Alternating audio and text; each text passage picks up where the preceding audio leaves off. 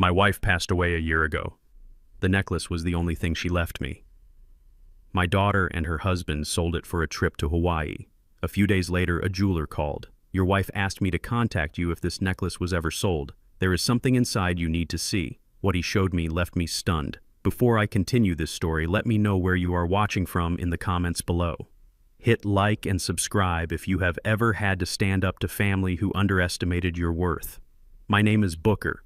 I am 70 years old. For 40 years, I worked as a structural engineer building bridges that could withstand earthquakes and hurricanes. I learned early on that the most dangerous cracks are the ones you cannot see until the pressure becomes too great. My own home had developed a fracture I ignored for too long. A fracture named Hunter, my son-in-law. It was exactly 365 days since Etta passed. The house still smelled faintly of her lavender polish, but the silence was heavier than the concrete beams I used to design. I woke up at 5 in the morning just as I had for decades. I shaved. I put on the charcoal suit Etta had picked out for our 40th anniversary. It was a day for respect, a day for memory. I intended to drive to the cemetery and sit with her for a while. But first I needed the necklace. It was a vintage ruby pendant surrounded by small diamonds on a gold chain. Etta wore it every Sunday. When she got sick, she made me promise to keep it safe. She said it was more than just jewelry. I never understood what she meant until today. I walked into the master bedroom. I went to the white oak dresser I had built with my own hands 30 years ago. It had a false bottom in the third drawer, a mechanism I designed that required a specific pressure at 2 points to open. It was not a safe, but it was clever. I pressed the points. The click was satisfyingly solid. The false bottom popped up. There sat the velvet box. I reached for it. My hand stopped. The weight was wrong. I did not even have to open it to know.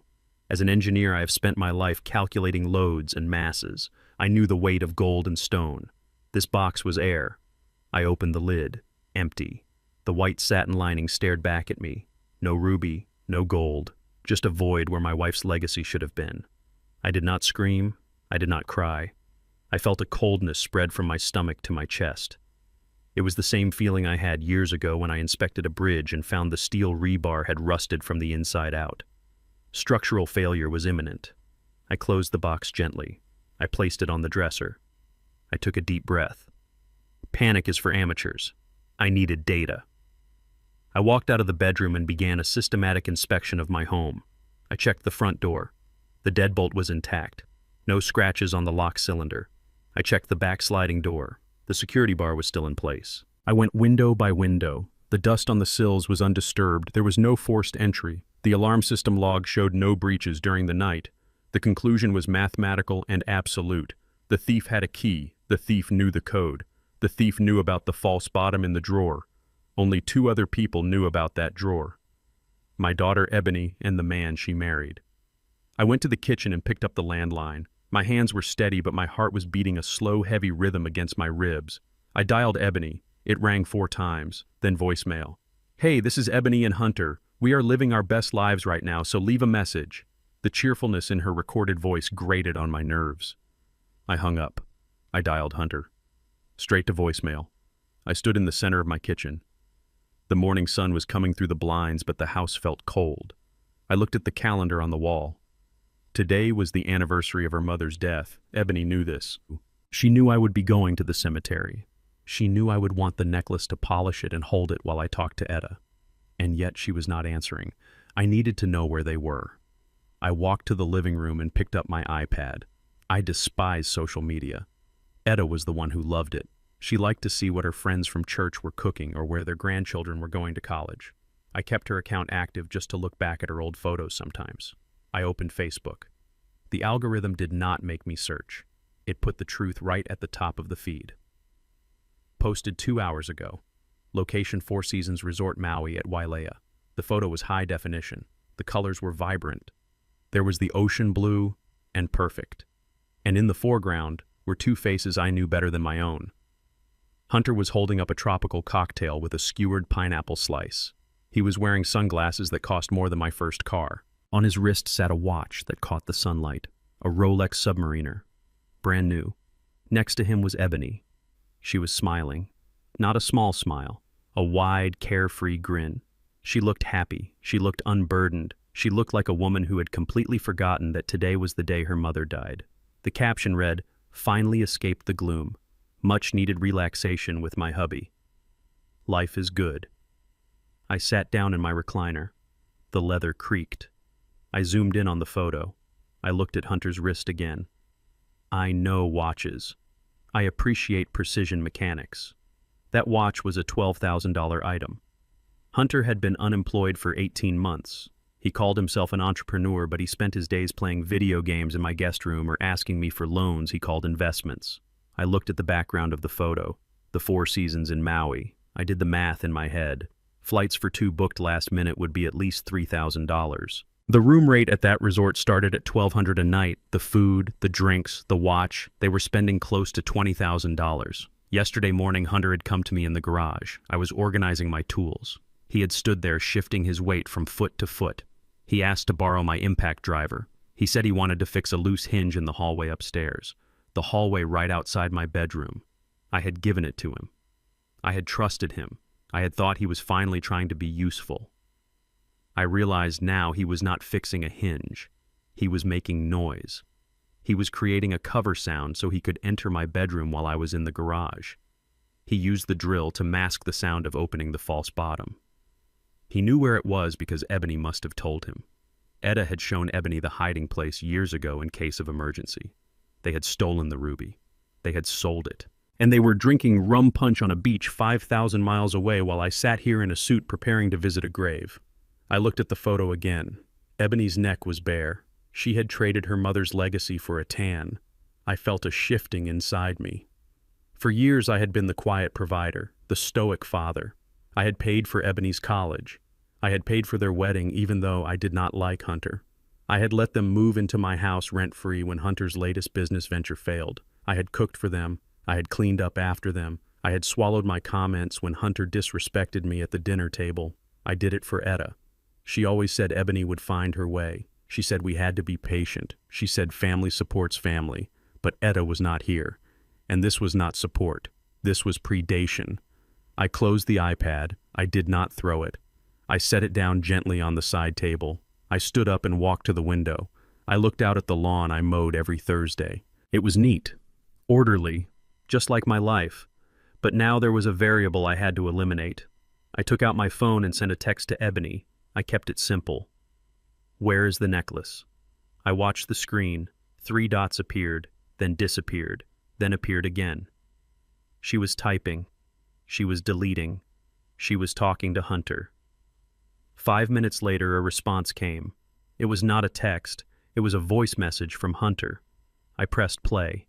His voice filled my quiet living room. It was loud, brash. The sound of wind and ocean was in the background. "Hey Booker, relax, old man. Do not make a scene." The necklace was just gathering dust. It was old-fashioned anyway. We sold it to get some startup capital for my new project and to get Ebony some mental health days.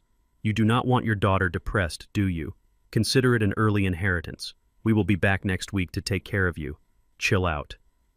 The message ended. I replayed it. I listened to the tone. It was dismissive, arrogant. He called me old man. He admitted to the theft as if he were doing me a favor. He claimed they were coming back to take care of me. They thought I was feeble. They thought I was a senile old engineer who just tinkered in his garage. They thought they could rob me and pat me on the head and I would accept it because I was lonely. They were wrong. I went downstairs to the basement. This was my domain. Hunter and Ebony never came down here. They said it smelled like oil and sawdust. It was where I kept my workbench. It was also where I kept my server rack. I worked on high-security bank projects in the 90s. I knew about surveillance before surveillance was a consumer product. My house was hardwired. I had cameras that did not look like cameras. I sat at my computer terminal. I pulled up the footage from yesterday. There it was. 10:14 a.m. The camera hidden in the eye of the stuffed owl on the hallway bookshelf captured everything. Hunter walked into the frame. He was holding my impact driver. He looked toward the stairs to make sure I was not coming up. He signaled to someone off camera. Ebony stepped into view. She looked nervous. She was biting her lip. "Hurry up, Hunter," she whispered. The audio was crisp. "Dad will come up for coffee soon." Hunter entered my bedroom. Ebony stood guard. She looked at the photos on the wall. Photos of her and Etta. She did not look ashamed. She looked impatient. A minute later, Hunter came out. He shoved the velvet box into his pocket. "Got it," he said. He was grinning. "What about the box?" Ebony asked. "Leave it," Hunter said. "Let the old guy think he misplaced it. He is getting forgetful anyway." Ebony nodded. She looked at the closed bedroom door. "Mom is dead," she said. "It is just a rock. He does not need it. We need a life." She turned and walked away. I paused the video.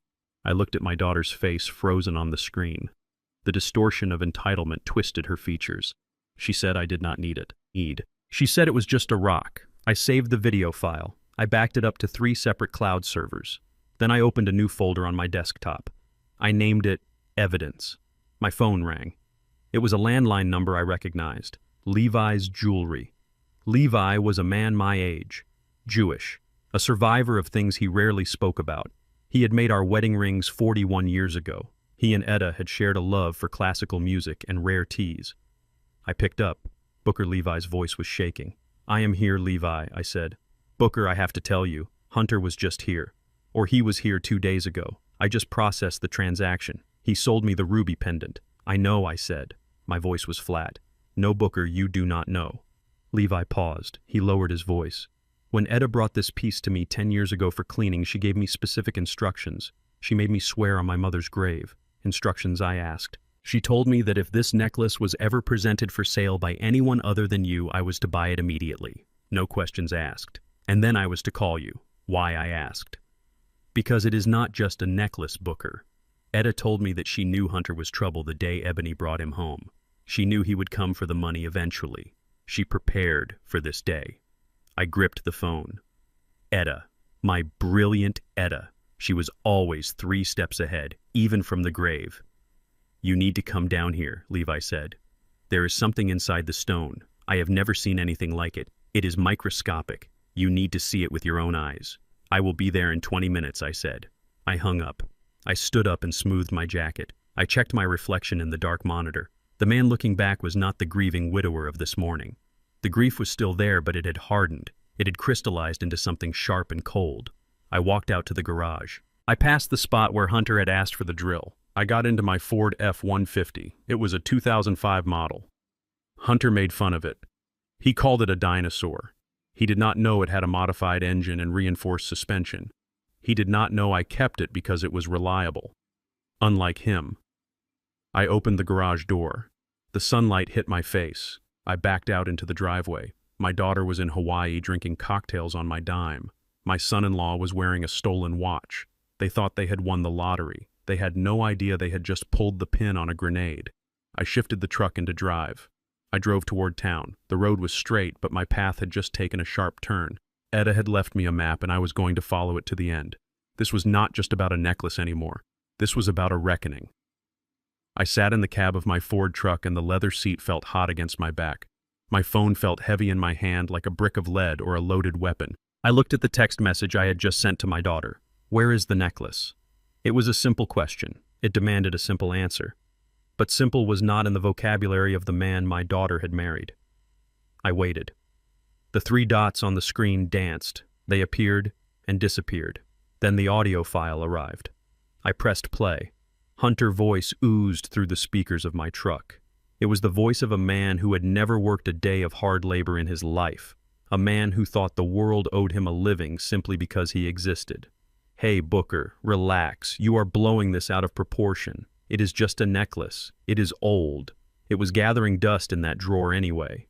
We sold it to fund our healing journey. Ebony has been so stressed lately with your gloom and doom. Do you want your daughter to be depressed?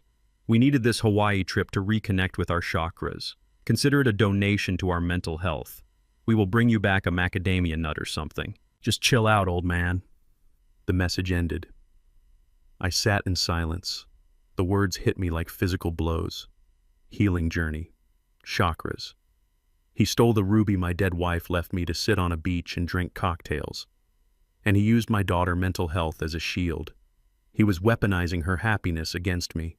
He called me old man. He told me to chill out. In that moment, the grief I had been carrying for a year evaporated. It was replaced by something else.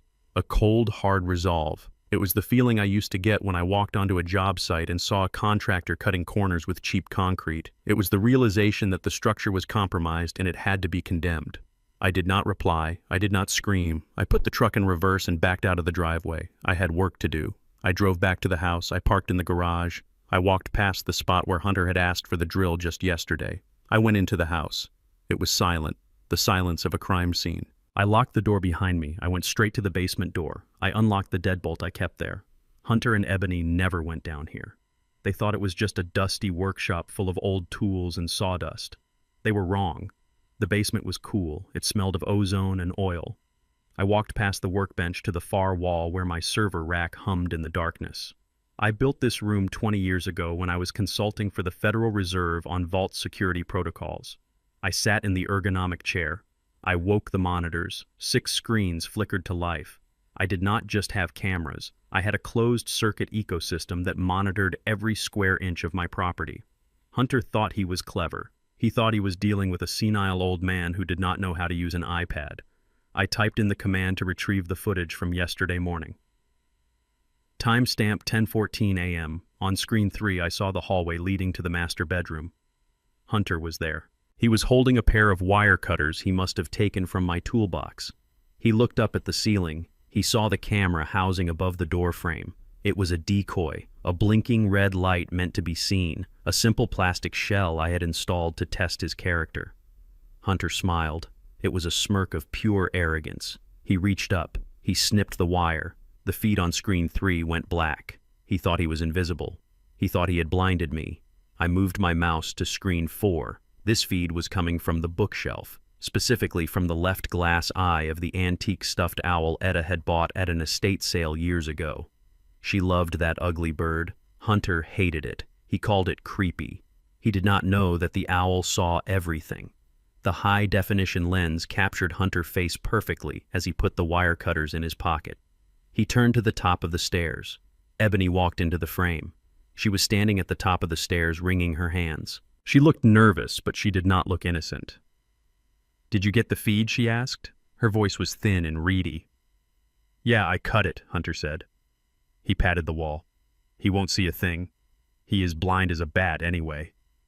Then Ebony said the words that severed the last thread of my patience. She looked at her watch. She looked at the door to my room where her mother memories were stored.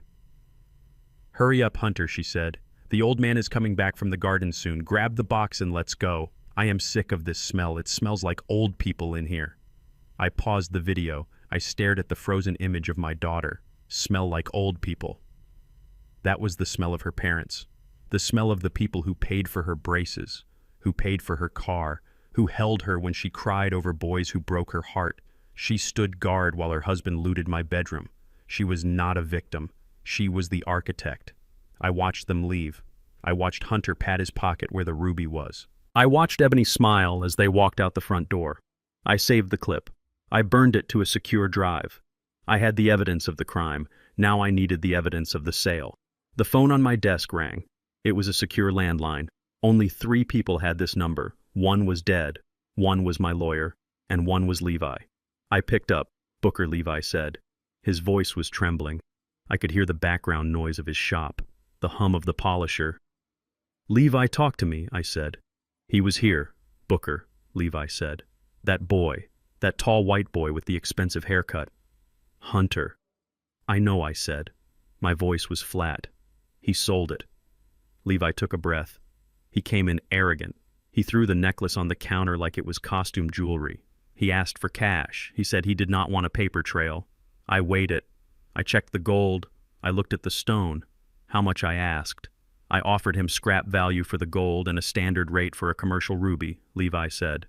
$2,000. He took it, Booker. He laughed. He said it was free money. He said the old lady probably bought it at a flea market.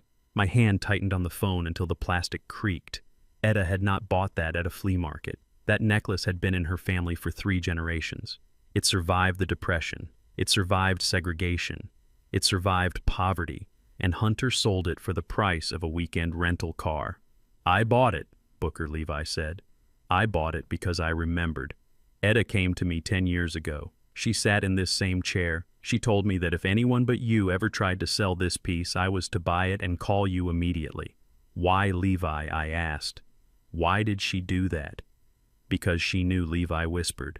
She told me Hunter was a snake the day she met him. She told me Ebony was weak. She said the necklace was a test. And she said there is a time bomb inside it. A bomb, I asked, not an explosive, Booker. Information. She had me install a micro-inscription inside the ruby itself. A laser etching. You need to come see it. It triggers something. She called it the poison pill protocol. I stood up. My knees popped. I felt a surge of adrenaline I had not felt since my days inspecting high-rise foundations. Etta was gone, but she was still fighting for this family. She was still fighting for me. I am coming, Levi, I said. Do not close the shop. I hung up. I looked at the screen one last time. Ebony's face was still frozen in that dismissive sneer. They thought they had won. They thought they were smart. They had no idea they had just walked into a trap set by a dead woman 10 years ago. I grabbed my keys. It was time to see what Etta had left for me. It was time to arm the bomb. I drove my 2005 Ford truck down Main Street, and the engine hummed with a rhythm I knew by heart. Hunter called this truck a piece of junk. He told Ebony. I embarrassed them by driving it. He wanted me to buy a luxury SUV. He did not understand that this truck was paid for. It was solid steel. It was honest. Just like the woman who sat in the passenger seat for 20 years, Etta never cared about flash. She cared about foundation. I pulled up to Levi Fine Jewelry. The shop was tucked between a bakery and a dry cleaner. It had been there since the riots in the 60s. Levi was waiting for me. He unlocked the door before I even knocked. He looked older than I remembered. His hands were shaking as he flipped the sign to closed Booker. He said, "You look like a man ready for war." "I am not ready for war, Levi," I said. "I am ready for answers." He led me to the back room. It smelled of metal polish and old paper. The necklace was sitting on a black velvet pad under a bright lamp. It looked small, innocent. Just a red stone on a gold chain. To Hunter, it was a quick trip to Hawaii. To me, it was the last thing Etta touched before she went into the hospital. Levi picked it up with tweezers. He did not look at the gold. He looked at me. "You know, Booker," he said, "Etta was smarter than all of us combined. She came in here 10 years ago. It was a week after Ebony brought that boy home for the first time. You remember?" I remembered Hunter had walked into our house and assessed the furniture like an appraiser. He had asked Etta how much she thought the house was worth before he even asked her how she was doing. Etta told me that day. Levi continued. She said, "Levi, that boy has a hole inside him that no amount of money will ever fill. He will drain Ebony dry, and then he will come for us." She said she needed an insurance policy. Not for her, for the legacy. "She never told me," I whispered. "She wanted to protect you," Levi said. "She knew you would just work harder to fill the hole," Hunter dug. "She wanted to make sure that if the worst happened, the assets would be safe. She asked me to modify the ruby." "Modify it?" I asked. "It is a stone." Levi shook his head. "It is not just a stone. Booker, it is a key." Levi moved the velvet pad under a high-powered gemological microscope. He adjusted the focus knobs. He beckoned me over. "Look," he said. "Look right into the center of the table facet." I leaned in. I pressed my eye to the rubber cup. At first I saw only the deep red landscape of the ruby, the inclusions, the natural flaws. Then Levi turned a dial on the side of the scope that controlled a polarized light filter. Suddenly the red landscape shifted. In the center of the stone, suspended in the crystal lattice, there was something unnatural. It was a series of geometric shapes, tiny, precise, etched with a laser so fine it was invisible to the naked eye. It looked like a QR code, but more complex. "What is that?" I asked. My voice felt thick. "That is optical data storage," Levi said. Etta had me send the stone to a lab in Switzerland. They etched a 64-character alphanumeric key into the heart of the gem. It is unreadable without this specific magnification and light frequency. "And what does the key open?" I asked. "It opens a blind trust," Levi said. He stepped back and pulled a thick file from his safe. He opened it. "The Etta Hayes. Revocable trust," he read. "The terms are explicit. Booker. The trust holds the majority of Etta assets, but the beneficiary clause is unique. It is what lawyers call a moral clause or a poison pill. Explain it to me, I said. I needed to understand the mechanics. I was an engineer. I needed to know how the load was distributed. Levi pointed to a highlighted paragraph. The beneficiary of the trust is designated as the physical holder of the ruby pendant. If the pendant is retained within the direct bloodline, meaning Ebony, the trust remains dormant and accrues value for her future. However, there is a condition. He turned the page. If the pendant is sold, transferred for monetary gain, or used as collateral by the primary beneficiary or their spouse, the trust immediately triggers a reallocation event. Reallocation to who, I asked. To you, Levi said, if you are alive, if not to a list of charities Etta selected. By selling this necklace for $2,000, Hunter effectively sold Ebony rights to the entire estate. He triggered the clause, Booker. The moment he took that cash, he disinherited his wife. I stared at the necklace. It sat there shining under the lamp. Hunter had held his future in his hands. He had held millions of dollars, and he traded it for a plane ticket and a fake tan. He was so blinded by the small glint of gold he missed the diamond mine underneath. Does he know? I asked. No, Levi said. Only 3 people knew. Me, Etta, and the lawyer who drafted it, Mrs. Kowalski. You need to go see her, Booker. She has the numbers. I just have the key. I left Levi. Shop with the necklace in my pocket. It felt heavier now.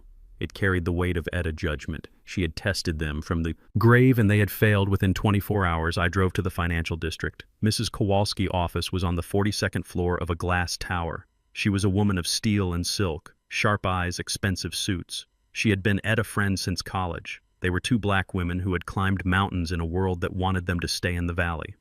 Booker, she said when I walked in. She did not offer me coffee. She offered me a seat and a tablet, I assume. Levi told you about the sale, she said. He did. I said. Then you need to see what they threw away. She tapped the screen. A spreadsheet opened. I looked at the numbers. My breath caught in my throat. I knew Etta was good with money. I knew she invested. But I thought she was buying mutual funds. Maybe some bonds. I was wrong. Etta had been buying commercial real estate since the early 90s. Warehouses near the airport, storefronts in gentrifying neighborhoods, a logistics center in Texas. The total value at the bottom of the screen was $5,200,000. $5 million, I whispered. And growing, Mrs. Kowalski said. The rental income alone is $25,000 a month. Etta reinvested every penny. She wanted this to be Ebony's safety net. She wanted her daughter to be free. I looked out the window at the city below. I thought about Ebony in Hawaii.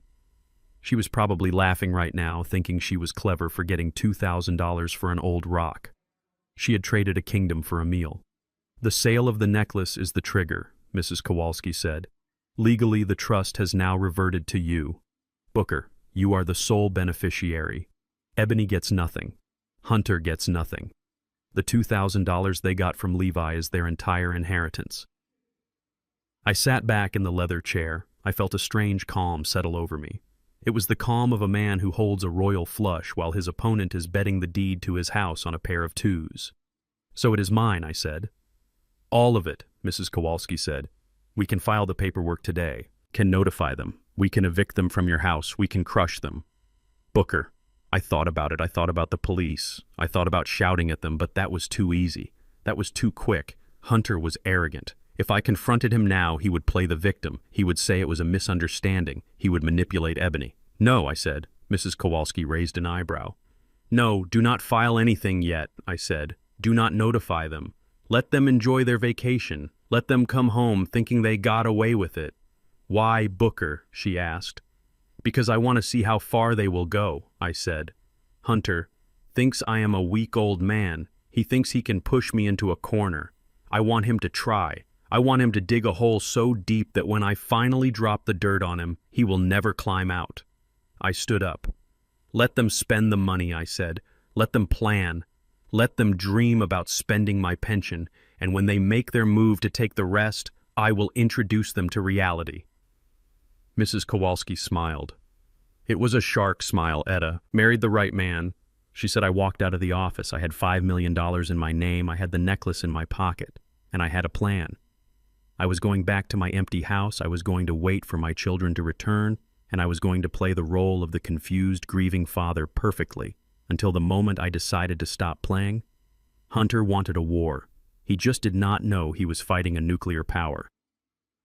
I sat in my truck in the parking lot of Mrs. Kowalski office building. I watched the people walking by. Businessmen in suits, couriers on bikes. They were rushing to meetings, rushing to deadlines. I was not rushing, I was calibrating. For 40 years, I had calculated stress loads on steel beams. I knew exactly how much pressure a structure could take before it buckled. Now I was applying that same math to my own family. I took out my phone. My hands were steady. I dialed Ebony number. It rang once, twice. Then she picked up. Hello. Her voice was guarded. She was expecting a fight. She was expecting the angry father who had demanded answers. I cleared my throat. I let a tremor creep into my voice. It was a subtle performance, just enough to suggest weakness, just enough to suggest age. Ebony, honey, I said. I have been thinking.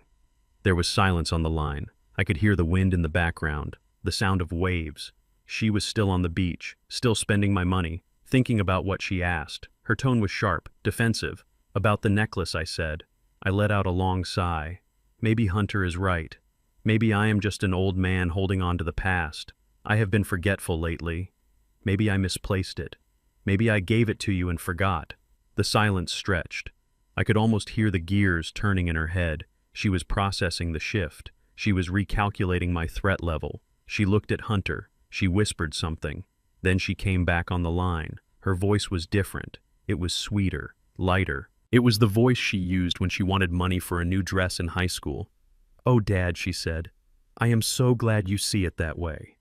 Hunter and I were just talking about how worried we are about you. We know you have been lonely since Mom died. We just want you to be happy. I am happy, I lied. I just want peace. Of course, Dad, she said. You deserve peace. Listen, we are going to cut the trip short. We miss you. We want to come home and take care of you. We will be back tomorrow. Tomorrow, I asked. My heart skipped a beat. This was faster than I expected. They were not coming back out of love. They were coming back because they smelled blood in the water. My sudden capitulation had signaled weakness. Predators always attack the weak. That is wonderful, honey, I said. I will have dinner ready. You are a good dad, she said. See you soon. She hung up. I stared at the phone. Good dad. The words tasted like ash. She called me a good dad because I let her rob me. Because I let her disrespect her mother memory. She did not love me. She loved my compliance. I drove home. I had 24 hours to prepare. I went to the basement. I checked my servers. I checked the cameras. I made sure every angle was covered. I went to the guest room. I cleaned it. I made the bed. I wanted them to be comfortable. I wanted them to feel secure. Because the more secure they felt, the more mistakes they would make. The next afternoon, I heard a car pull into the driveway. It was a rental, a luxury SUV. Hunter got out first. He was wearing a floral shirt and shorts. He looked tan. He looked rich. He did not look like a man who had just sold his mother-in-law legacy for pocket change. Ebony got out. She was wearing a new dress. She was carrying bags from high-end stores. They walked to the front door. They did not knock. They used the key I had given them. I was standing in the hallway. I forced a smile onto my face. Welcome home, I said. Hunter walked right past me. He dropped his heavy suitcase on the floor with a thud. He looked around the living room as if he were inspecting a hotel lobby. God, it is stuffy in here, he said. Don't you ever open a window, Booker? He did not call me Dad. He did not call me Mr. Hayes. Just Booker. The disrespect was casual, automatic. Ebony hugged me.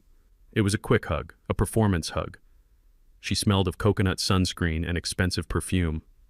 Hi, Dad, she said. She pulled away quickly. Did you make dinner?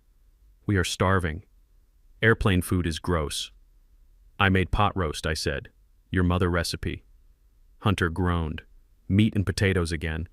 We have been eating fresh seafood for 3 days. My system cannot handle heavy grease right now. I felt a flash of anger. Etta pot roast was legendary. It was comfort on a plate. Hunter was rejecting it just to assert dominance. I can make something else, I said. My voice was mild. Nah, forget it, Hunter said. He walked toward the stairs. He stopped. He looked up at the master bedroom door. My bedroom door. "Hey, Booker," he said. "Ebony and I were talking on the plane. We need to make some changes around here." "Changes?" I asked. "Yeah," Hunter said. He started walking up the stairs. Ebony followed him. I followed them. Hunter stopped in front of my bedroom. He opened the door. He walked in. He stood in the center of the room, looking at the bed I had shared with Etta for 30 years. "This room," he said, "it has the best light. It has the view of the garden. It is the biggest room in the house." "It is my room," I said. Hunter turned. He smiled. It was not a nice smile. It was the smile of a landlord evicting a tenant. "Not anymore," he said. "Look, Booker, you are one guy. You do not need all this space. Ebony and I are starting a business. We need an office. We need a headquarters. This room is perfect." He kicked my suitcase, which I had left by the closet. It slid across the floor and hit the wall. "Besides," he added, "it is depressing in here. All these old pictures. It smells like a funeral home. We need fresh energy." Ebony stood by the window. She was looking out at the garden Etta had planted. She did not look at me. "Hunter is right, Dad," she said softly. "We need space to grow. You want us to be successful, don to you." I looked at them, my daughter and her husband, standing in the sanctuary of my marriage, planning to erase me. "Where do you expect me to sleep?" I asked. Hunter pointed down. "The basement," he said. "It is finished right. It has a bathroom. It is quiet down there. You like tinkering with your little projects. It is perfect for you, like a man cave or a retirement suite. The basement. They wanted to put me underground, out of sight, out of mind." "It is damp down there," I said. "My arthritis." "Buy a dehumidifier," Hunter said. He waved his hand. "Look, we are doing this for you. Less stairs to climb. Safer for an old guy. We are thinking of your health, Booker." He walked over to my dresser, the dresser with the false bottom. He ran his hand along the wood. "We will need this furniture moved out by tonight," he said. "The painters are coming tomorrow. We are going with a modern gray. This oak is outdated." "Tonight?" I asked. "Yeah, tonight," Hunter said. He clapped his hands. "Chop, chop, Booker. We want to get settled." He walked out of the room. He brushed past me. His shoulder hit mine. It was not an accident. It was a shove, a physical assertion of power. Ebony followed him. She paused at the door. "It is for the best, Dad," she said. "You will see. It will be cozy down there." She left me standing alone in my room, the room where I had held Etta's hand as she took her last breath, the room where we had dreamed of growing old together. They were taking it. They were taking everything. I did not argue. I did not fight. I packed my clothes. I packed the photo of Etta from the nightstand. I packed my books. I spent the next 2 hours moving my life down a flight of stairs. Every trip was a reminder of my new status. I was no longer the patriarch. I was the guest, the burden. Hunter sat on the couch in the living room watching television. He drank a beer he had taken from my fridge. He did not offer to help. He watched me struggle with a heavy box of winter coats. "Careful there, old-timer," he called out. "Watch the back. We do not have money for hospital bills. Healthcare is expensive, you know. Try not to break a hip." I gripped the railing. My knuckles turned white. I imagined dropping the box. I imagined walking over to him and showing him exactly how much strength a 70-year-old structural engineer still had. I imagined throwing him through the front window. But I did not. I took a breath. I walked down the stairs. I entered the basement. It was cool. It was quiet. I put the box down. I looked around. This was my command center. My bunker. They thought they had banished me to the dungeon. They thought they had put me in a box where I could not hurt them. They were wrong. They had just put me in the cockpit. I sat down at my desk. I turned on the monitors. I saw Hunter on screen 1. He was laughing at something on the TV. I saw Ebony on screen 2. She was in the kitchen pouring wine. I opened a new file. I named it Eviction Protocol. They wanted the master bedroom. They could have it. They wanted to play house. I would let them. But they forgot one thing. I built this house. I knew every wire, every pipe, every weakness. And now I was going to bring the roof down on their heads. The basement was cold. It smelled of damp concrete and memories I had packed away in cardboard boxes decades ago. I sat on a folding metal chair next to the water heater. Above my head I could hear the floorboards creak. Every footstep was a reminder of my displacement. Hunter was walking in my bedroom. Ebony was walking in my kitchen. They were living their lives on top of mine, literally and metaphorically. I did not turn on the main lights. I liked the dark. It helped me think. I looked at the setup on my workbench. To the untrained eye, it looked like a pile of old computer parts and tangled wires. Hunter had glanced at it when he threw my suitcase down the stairs and called it junk. He saw e-waste. I saw a weapon. I had spent 30 years designing security infrastructures for regional banks. I knew that the strongest walls were useless if the data lines were compromised. I pulled my laptop closer. The screen glowed with a soft blue light. I accessed the home router. It was a high-end model I had installed myself. I had created a backdoor administrative account years ago just in case I ever locked myself out. Now I was using it to lock them in. I installed a packet sniffer on the network. It is a piece of software that captures data traveling through a network. Every email they sent, every website they visited, every voice over IP call they made, it all had to pass through my router, and now it all passed through my screen. I watched the data stream flow. It was like watching a river. Most of it was noise, social media scrolling, online shopping for things they could not afford. But I was looking for the currents underneath. I was looking for the secrets. Upstairs I heard a loud thud, then laughter. They were probably moving the heavy oak dresser, the one with the false bottom. They did not know it was empty. They did not know the real treasure was sitting on a hard drive 2 floors below them. I adjusted my headset. I turned up the gain on the audio monitors. I had placed microphones in the smoke detectors 6 months ago, not because I suspected them then, but because I am an engineer. Redundancy is my religion. I like to know if a pipe bursts or a window breaks while I am away. Now those microphones were my ears. I heard the clink of glasses. I heard the pop of a cork. They were celebrating, drinking my wine, eating my food, living in my house. I sat in the dark and I waited. Patience is the difference between a good foundation and a great one. You have to let the concrete cure. You have to let the trap set. At 2 a.m, the house was silent. The floorboards had stopped creaking. The celebration was over. I was still awake. I was drinking lukewarm coffee from a thermos. My eyes were fixed on the audio waveform on my monitor. Suddenly the line spiked. Someone was awake. Someone was making a call. I isolated the feed. It was coming from the garage. Hunter. He had gone to the one place he thought was soundproof. He did not know I had installed a high-sensitivity acoustic sensor near the water main to detect leaks. It picked up his voice perfectly. I put on my headphones. I pressed record. "Please, Vinny, I need more time." Hunter's voice was thin.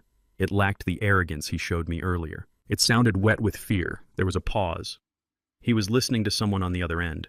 I could not hear the other person, but I could infer the violence in their words by the way Hunter's breathing hitched.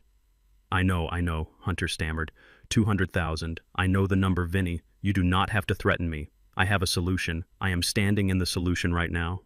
He paused again. "It is the house, Vinny. The old man house. It is a colonial on a double lot in the historic district. I checked the comps on Zillow yesterday. It is worth $850,000 conservatively." I froze. 850,000. That was the market value. He had done his homework. He had appraised my life, and he was trading it for his freedom. "Yeah, he is still here," Hunter said. He lowered his voice. "But he is feeble, Vinny. He is losing it. His memory is shot. I have him living in the basement like a troll. He does whatever I say. I just need a week. Maybe 10 days. I am going to get him to sign over the deed. I will tell him it is for insurance or tax purposes. He will sign anything if I tell him it helps Ebony." I clenched my fist. He was using my love for my daughter as the lever to pry my home away from me. "Just hold off the boys," Vinny Hunter pleaded. "Do not come to the house. Not yet. If he sees you, he might get spooked. Just give me a week. Once the deed is in my name, I will take out a hard money loan and pay you in full, plus interest. Just do not hurt me." The call ended. I sat back in my chair. The silence of the basement felt heavy. Vinny. $200,000. Crypto gambling debts. I knew the type. Hunter had bet on digital coins thinking he was a genius and the market had eaten him alive. Now he was trying to feed me to the sharks to save himself. He called me a troll. He said I was feeble. I saved the recording. I named the file Vinny Protocol. I checked the timestamp. 2:14 a.m. He was desperate. Desperation makes people sloppy. It makes them rush. He needed the deed in a week. That meant he would make his move soon. I needed to be ready. I needed to know exactly how deep the rot went.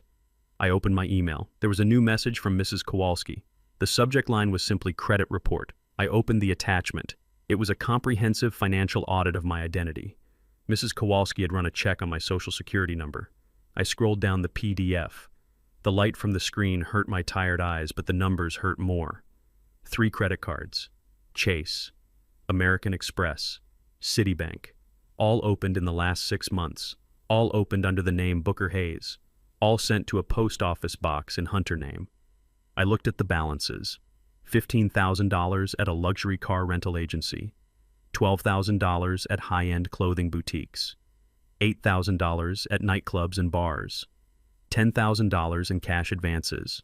Total outstanding debt, $45,000. They had stolen my identity. They had leveraged my good name, my 80-year credit score to fund a lifestyle they could not earn. This was not just bad family dynamics. This was a felony. This was federal crime. I printed the report. The printer hummed softly in the corner. I picked up the warm pages. This was the ammunition. I could call the police right now. I could have Hunter arrested before sunrise, but that would be too kind. He would go to jail, but he would not learn. And Ebony, she would blame me. She would say I was cruel. She would say I ruined her life. I needed Ebony to see him for what he was. I needed her to choose. I heard the door at the top of the stairs open. It was morning. The sun was coming through the small basement windows. "Dad, are you awake?" It was Ebony. Her voice was soft, cautious. "I am here," I called out. My voice sounded raspy. I did not have to fake that. I had not slept. She came down the stairs. She was wearing a silk robe that I now knew I had paid for. She held a cup of coffee. "I brought you some coffee," she said. She looked around the basement. She wrinkled her nose at the smell of oil. "It is cozy down here," she lied.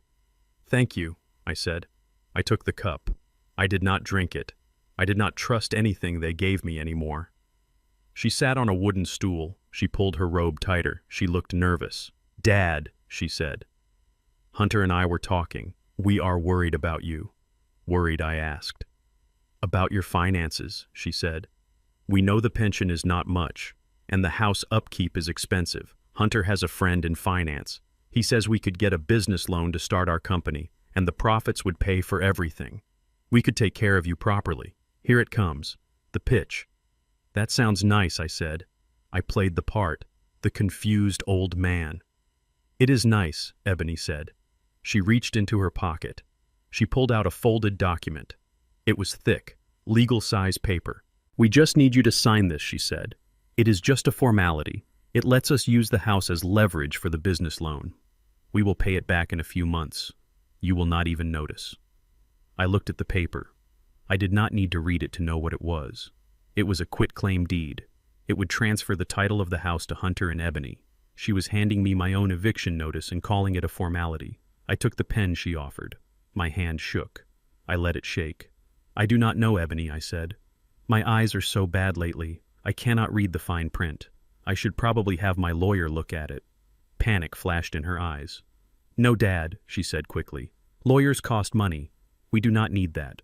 Hunter read it. "It is standard. Just sign here." She pointed to the line. Her fingernail was painted red, the color of the ruby she had sold. I held the pen over the paper. I watched her breath hold. She was so close. She thought she had me. I lowered the pen. I touched the paper. Then I stopped. "I am feeling dizzy," I said. I dropped the pen. It clattered on the concrete floor. "I think I need to lie down, honey. Can we do this later?" Ebony's face fell. She looked angry for a split second before she masked it with concern. "Okay, Dad," she said. Her voice was tight. "Rest. We can do it tonight. But we really need to get it done. For the business." She picked up the document. She snatched the pen.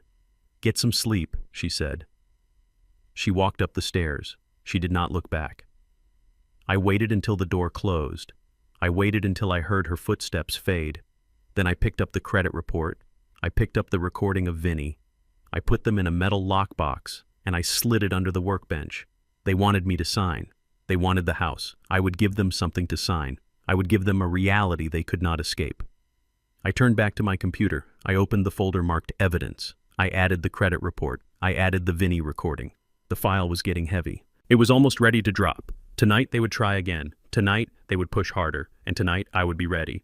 I checked the camera feed in the kitchen. Hunter was there. He was pacing. He was on the phone again. Probably Vinny. I zoomed in. I could see the sweat on his forehead. Good, I whispered to the empty basement. Sweat while you can, son, because soon you are going to freeze. I sat in the darkness of my basement bunker listening to the floorboards creak above my head. It was the sound of a marriage disintegrating under the weight of greed. Hunter was pacing back and forth in the living room. His footsteps were heavy and erratic. He was a man running out of time, and he knew it. Vinny the loan shark had given him a deadline, and that deadline was breathing down his neck like a hot wind. I adjusted the volume on my headset. The microphone in the smoke detector picked up every word. "You are useless!" Hunter screamed. His voice cracked with hysteria. "I told you to get him to sign the papers this morning. Why did you let him drop the pen? Why did you let him walk away?" I heard Ebony sobbing. It was a weak, pathetic sound. I did try Hunter. He said he was dizzy. He said he could not see the lines. What did you want me to do, force his hand? Yes, Hunter roared. Yes, that is exactly what I wanted you to do. Do you think Vinny cares if your father is dizzy? Do you think the bank cares? We are drowning, Ebony. We are underwater, and your father is the only life raft we have. You need to stop being a daddy's girl and start being a partner. I heard the sound of glass breaking. Hunter had thrown something, probably one of Etta Vase's. He was destroying my home piece by piece because he could not steal it fast enough. He is old, Hunter hissed. His brain is turning to mush. He won't even remember signing it. Just put the pen in his hand and guide it. Tell him it is for a magazine subscription. Tell him it is for tax rebates. Lie to him, Ebony. Do whatever it takes. I cannot just force him, Ebony cried. He is my dad. He looked so frail today. He is not frail. He is stubborn, Hunter said, and he is selfish. He is sitting on a gold mine while we starve. He owes us this. After everything we have done for him. After we moved back here to take care of him. I almost laughed. Take care of me. They came back to pick the carcass clean. Make him sign, Hunter said. His voice dropped to a menacing whisper. Or I will make him sign. And if I have to do it, I won't be gentle about it. Get it done, Ebony. Tomorrow. No more excuses. I took off the headset. I rubbed my temples. My daughter was being bullied by a man who was terrified of his own shadow. And instead of standing up to him, she was folding. She was becoming his accomplice, not out of love, but out of fear. It broke my heart, but it also hardened my resolve. I opened my logbook. I wrote down the time and the threat. I was building a case, not just for the police, but for my own conscience. The next morning, the psychological warfare began. They decided that if I claimed I could not see or remember things, they would make that lie a reality. They launched a campaign of gaslighting that was as cruel as it was clumsy. I woke up and reached for my reading glasses. I always left them on the nightstand next to my cot. They were gone. I patted the table. I checked the floor. I knew exactly where I had put them. I am an engineer. I do not misplace tools. I walked up the stairs squinting. I found Ebony in the kitchen. She was stirring oatmeal. She did not look at me. Ebony, I said, have you seen my glasses? I cannot find them. She turned. Her face was a mask of pity. Oh, Dad, she said. Again. You lost them yesterday, remember? You left them in the garden. We looked for an hour, but we could not find them. You really need to be more careful. Your memory is getting worse every day. I stared at her. So, I had not been in this garden yesterday. I had been in the basement all day. She was lying to my face, trying to make me doubt my own mind. I must have forgotten, I said softly. I played the part. I let my shoulders slump. I let my hand tremble. It is okay, Dad, she said. She patted my arm. It is just part of aging. We will help you. Hunter says we should make an appointment with a specialist, just to check your cognitive decline. Cognitive decline. The script was written. They were setting the stage. Later that afternoon, I went to look for my wallet. It was usually in my back pocket. It was gone. I searched the basement. I searched the bathroom. Hunter came down the stairs. He was holding my wallet. Looking for this, Booker, he asked. He tossed it to me. I caught it. Where was it, I asked. In the refrigerator, Hunter said. You put it in the crisper drawer next to the lettuce. I guess you thought it needed to stay cool. He laughed. It was a cold, mocking sound. The refrigerator. He thought I was stupid enough to believe I put my wallet in the fridge. "Man, you are really losing it," Hunter said. "First the glasses, now this. Maybe it is time we took over the finances, Booker. You are obviously not capable of handling your money anymore. You might throw it in the trash thinking it is recycling." I looked down at my wallet. I opened it. The cash was gone. $40. He had stolen $40 and gaslighted me in the same breath. "I guess you are right," I said. "My mind is just not what it used to be. I am so confused lately." Hunter smiled. It was the smile of a wolf watching a wounded deer. "Do not worry, Booker," he said. "We will take care of everything. You just rest." I waited until he went back upstairs. Then I opened the bottom drawer of my desk. I pulled out my backup glasses. I pulled out my backup wallet. I pulled out my journal. I wrote it all down. Date June 12th. Incident 1, stolen glasses. Claimed lost in garden. Incident 2, stolen wallet. Stolen. Placed in refrigerator. Cash removed. Objective: create a history of dementia. Establish grounds for power of attorney. I closed the book. I looked at the camera feed. Hunter was high-fiving Ebony in the living room. They thought it was working. They thought I was crumbling. They did not know I was documenting every brick they pulled from the wall. That evening, the escalation turned dangerous. Psychological torture was not moving fast enough for Hunter. He needed results. He needed me pliable. I was sitting in my chair reading a book on structural dynamics with my backup glasses. I heard footsteps on the stairs. I quickly hid the glasses and the book. I slumped in the chair, staring blankly at the wall. Hunter came down. He was carrying a tray. On it was a steaming mug of tea. "Hey, Booker," he said. His voice was overly bright. "Fake. I made you some herbal tea. Ebony says it helps with memory and relaxation. It is a special blend. Chamomile and valerian root. Drink up. It will help you sleep." He placed the mug on the table. Steam rose from it. "Thanks, Hunter," I said. "That is very thoughtful." He stood there. He did not leave. He watched me. He wanted to see me drink it. "It is best when it is hot," he urged. "Go ahead, take a sip." I lifted the mug. The aroma hit me. Beneath the floral scent of the chamomile, there was something else. Something sharp and metallic. A bitter undertone that reminded me of almond extract. I knew that smell. I had worked with industrial solvents. I knew what sedatives smelled like when they were dissolved in hot water. I brought the cup to my lips. I pretended to blow on it. "It is too hot," I said. "My tongue is sensitive. I need to let it cool down." Hunter tapped his foot. He was impatient. "Just drink it, Booker. Stop being difficult." I looked at him. I saw the tension in his jaw. I saw the sweat on his upper lip. "I will drink it in a minute," I said. "I promise. I just need to use the bathroom first." Hunter sighed. "Fine. But drink it before it gets cold. We need you rested for tomorrow. We have a lot of paperwork to go over." He turned and went upstairs. He stopped at the top of the stairs to look back, ensuring I was still there. Once the door clicked shut, I moved fast. I picked up the mug. I walked to the corner of the basement where Etta had left a large potted snake plant. It was a tough plant. It had survived neglect and darkness.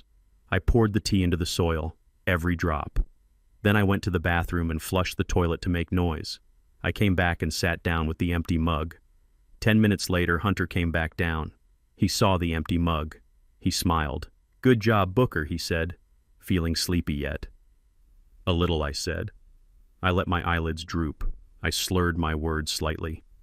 "I feel heavy," Perfect Hunter said. "You just sleep, old man. We will handle everything in the morning." He took the mug and left. I waited an hour. I checked the cameras. Hunter and Ebony were in the living room. Hunter was setting up a tripod. He was adjusting a video camera. "She needs to ask him questions," Hunter was saying. "Get him confused. Get him to say he does not know what day it is. Once the drugs kick in, he will be drooling. We will record it. We will show it to the judge. It is a slam dunk for incompetency." I felt a cold rage settle in my gut. They had drugged me, or tried to. They wanted to parade me in front of a camera like a circus animal and strip me of my dignity. I looked at the snake plant. I watched it. By the next morning, the leaves were yellow. The stalks were drooping. The plant was dying. Whatever was in that tea was potent. It was toxic. They were not just gaslighting me, they were poisoning me. I took a picture of the dead plant. I took a sample of the soil and put it in a plastic bag. I labeled it Exhibit C, Attempted Poisoning. I put the bag in the lockbox. I looked at the camera feed again. Hunter was asleep on the couch. The camera was still set up on the tripod waiting for its star. I sat in the dark and I plotted. They wanted a show. They wanted a confused, helpless old man. I would give them a performance, but it would not be the one they expected. I was going to invite an audience. I was going to turn their little home movie into a blockbuster disaster. The next phase of my plan required a catalyst. It required a party. If they wanted to celebrate my demise, I would let them throw the party, and then I would blow out the candles. The basement door opened with a screech of rusty hinges that echoed like a warning shot. I was sitting at my workbench soldering a circuit board for a motion sensor I intended to install near the liquor cabinet. I did not look up immediately. I let them stand there in the gloom. It was a power move I had learned from a foreman in 1985. Make them wait. Make them uncomfortable. Hunter cleared his throat. It was a wet, nervous sound. "Booker," he said. "Booker," he thought. His voice was too loud for the small space. "We have a visitor." I turned my swivel chair slowly. Hunter was standing at the bottom of the stairs. Next to him was a man I had never seen before. He was short. He was sweating despite the cool air of the basement. He wore a suit that was 2 sizes too big and made of a synthetic fabric that shined under the fluorescent lights. His shoes were scuffed. His tie was stained with what looked like mustard. "This is Mike," Hunter said. He gestured to the man with a wave of his hand. "He is a friend of the family, a specialist in what I asked." My voice was level.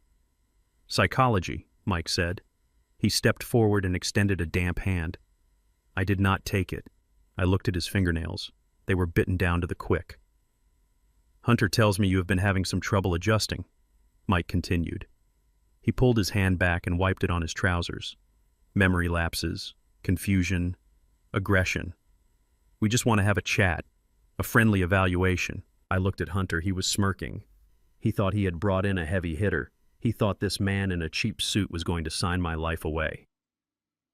"Evaluation," I said. "Is that what we are calling it?" "It is just a formality," Hunter said. He leaned against the support beam.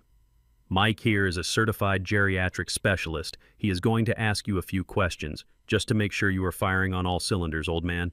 I put down my soldering iron. I turned off the magnifying lamp. I folded my hands in my lap. "Proceed," I said. Mike pulled a folding chair from the corner. He dragged it across the concrete floor. The sound was excruciating. He sat down facing me. He pulled a notepad from his pocket. It was not a medical chart. It was a spiral-bound notebook from a dollar store. "Mr. Hayes," Mike began. "Do you know what year it is?" "It is 2024, I said. "Good," Mike said. He made a show of writing it down. "And who is the current president of the United States?" I answered him. "Okay," Mike said. He licked his lips. He looked at Hunter, then back at me. "Now, Mr. Hayes, these next questions might seem a bit personal, but they are standard for your condition." "My condition?" I asked. "Dementia," Mike said. He said the word with a casual cruelty. "Hunter tells me you have been forgetting basic hygiene. He says you sometimes forget where the bathroom is. Do you soil yourself, Mr. Hayes?" The question hung in the air. It was designed to humiliate. It was designed to make me angry. If I shouted, if I got defensive, they would say I was agitated. They would say I was unstable. I looked at Mike. I looked at his cheap watch. I looked at the sweat beading on his upper lip. "I do not soil myself, Mike," I said. "But I am curious. Since you are a medical professional, you must be aware of the Health Insurance Portability and Accountability Act." Mike blinked. He stopped writing. "What?" "HIPAA," I said. "Federal law. It protects patient privacy. It also requires specific protocols for medical evaluations. Protocols you are currently violating by conducting a psychiatric assessment in a basement without a clean environment, without consent, and with a third-party observer present." Mike shifted in his chair. The metal legs scraped the floor. "This is an informal assessment," he stammered. "There is no such thing as an informal assessment when the goal is to declare legal incompetency," I said. I leaned forward. The light from my workbench lamp hit my face. I let him see my eyes. They were not the eyes of a confused old man. Furthermore, I continued, "I noticed you did not introduce yourself with a title. Are you a psychiatrist?" A psychologist, a clinical social worker. I am a counselor, Mike said. His voice was getting higher. A counselor, I repeated. Interesting. In this state, a counselor requires a license from the Board of Behavioral Sciences. What is your license number, Mike? Mike froze. He looked at Hunter. Hunter's face had gone red. He does not need to give you that, Hunter snapped. Just answer the questions, Booker. Actually, he does, I said. Under State Code Section 4990, any practitioner must display or provide their license number upon request. Failure to do so is a misdemeanor. Practicing without a license is a felony. I stood up. I am 6 feet 2 inches tall. I spent my life lifting steel. I still have broad shoulders. Mike shrank back in his chair. So, Mike, I asked, are we going to continue this felony, or are you going to leave my house before I call the state board and report a fraud? Mike stood up so fast his chair tipped over. It crashed onto the concrete. I did not sign up for this, Hunter, Mike said. His voice was shaking. You said he was senile. You said he was a vegetable. This guy knows the law better than I do. Shut up, Mike, Hunter hissed. He pushed off the support beam. He walked toward me. He invaded my personal space. I could smell the stale alcohol on his breath. Stop playing lawyer, Booker, Hunter said. He poked me in the chest. A hard, painful jab. You think you are smart. You are just a confused old man who does not know what is good for him. Mike here says you are incompetent. That is all I need. I just need him to sign the paper. I looked at Mike. He was backing toward the stairs. I am leaving, Mike said. I am not losing my license for $200. $200. That was the price of my freedom. Hunter had hired a budget fraud to steal my life. Get back here, Mike, Hunter shouted. He did not look at Mike. He kept his eyes on me. His pupils were dilated. He was losing control. The narrative was collapsing. You are ruining everything, Hunter whispered to me. Just like you always do. You think you are better than me. You think you are the big, successful man, and I am just the screw-up. I never said that, I said calmly. You did not have to say it. Hunter screamed. Spittle flew from his mouth. It is in your eyes. Every time you look at me, you judge me. You think I am not good enough for your daughter. Well, guess what, old man? I own this house now. I own you. He shoved me. It was not a poke this time. It was a two-handed shove with all his weight behind it. I was standing near the workbench. I let myself stumble. I let myself fall. I hit the floor hard. My hip struck the concrete.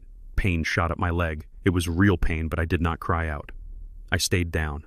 I sprawled on the floor next to the fallen chair. I looked up at him. You just assaulted a senior citizen, I said. My voice was calm, dangerous. Hunter's face twisted. He realized what he had done, but instead of backing down, he doubled down. He decided to rewrite reality in real time. He started screaming. Help, Hunter yelled. He looked toward the stairs as if performing for an audience. Help, Ebony. He is going crazy. He is attacking me. He grabbed his own shirt and ripped the collar. He scratched his own neck until it bled. Get off me! Hunter screamed at the empty air. He kicked the workbench. Tools clattered to the floor. You are insane, old man, Hunter shouted, looking down at me. You tried to hit me. Mike saw it. Mike is a witness. He turned to where Mike had been standing, but the stairs were empty. The basement door was swinging shut. Mike was gone. Hunter looked back at me. He was breathing hard. His chest was heaving. He looked wild. It does not matter, he hissed. It is my word against yours. And who are they going to believe? The young, successful businessman or the old man who thinks people are stealing his glasses? I lay on the floor. I adjusted my left cuff. On my wrist, I wore a smartwatch. It was not a luxury item like Hunter Rolex. It was a tactical tool. I had pressed the side button the moment Hunter poked me. It had been recording for 3 minutes. I have the assault. I have the confession. I have the threats. I groaned. I held my hip. You hurt me, Hunter, I said. Good, Hunter said. Maybe that will knock some sense into you. Stay down there. Think about your options. Because tomorrow I am bringing a doctor who won't scare so easy, and if you try anything like this again, I will put you in the ground myself. He turned and stormed up the stairs. He slammed the basement door. I heard the lock click. He had locked me in. I sat up slowly. I checked my hip. It was bruising but not broken. I checked the watch. I stopped the recording. I saved the file. I named it Assault Protocol. I stood up. I walked to my computer. I uploaded the file to the cloud server. I sent a copy to Mrs. Kowalski. Then I picked up the phone. Not to call the police. Not yet. I called Vinny the Shark. I had found his number in the call logs I intercepted last night. It rang 3 times. A gruff voice answered. Yeah. This is not Hunter, I said. This is the man whose house he promised you. There was silence on the line. I am listening, the voice said. Hunter is lying to you, I said. He does not own the house. He never will. He is broke. He is desperate. And he is about to go to jail for elder abuse. If you want your money, you are barking up the wrong tree. Who is this? The voice asked. This is the guy who has $5 million in a blind trust, I said. And I am the guy who is throwing a party on Saturday. Hunter invited you, right? Yeah, he did, the voice said. Said we would celebrate the transfer of the deed. Come to the party, I said. Come early. I have a business proposition for you. One that does not involve breaking my legs. You want to pay his debt? The voice asked. No, I said. I want to buy his debt. I want to own it. And then I want to collect. The voice laughed. It was a dry sound like sandpaper on concrete. I like you, old man. I will be there. I hung up. I looked at the locked door at the top of the stairs. Hunter thought he had trapped me. He thought he had won the round. He did not know I had just bought the stadium. Saturday was coming. The anniversary party, the stage was set, the actors were ready, and I was going to bring the house down. I sat on the cot in the corner of the basement and rubbed my bruised hip. The concrete walls felt closer than they had yesterday. The air was stale. My watch told me it was 10 in the morning, but down here it was always midnight. I heard footsteps upstairs, quick light steps, ebony, heavy stomping steps. Hunter. They were moving around my kitchen, drinking my coffee, planning my demise. It was time to pull the trigger. I walked to the stairs. I did not pound on the door. I scratched at it. A weak, desperate sound, like an animal trapped in a wall. Ebony, I called out. My voice was a croak. Ebony, please. I am confused. The footsteps stopped. I heard whispering. Then the lock clicked. The door opened a crack. Ebony peered down into the gloom. She looked guilty. Good. Guilt is a lever. Dad, she said. Are you okay? I let my legs tremble. I leaned against the railing as if it were the only thing holding me up. I do not know, honey, I said. I had a bad dream. Or maybe it was real. I thought Mike was here. I thought I fell. My head is swimming, Ebony. I cannot remember what is real anymore. Ebony opened the door wider. She came down a few steps.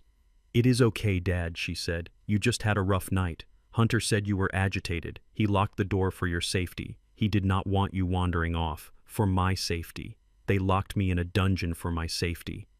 I think he is right, I said. I lowered my head. I am losing it, Ebony. The dates, the names. It is all slipping away. I do not want to be a burden.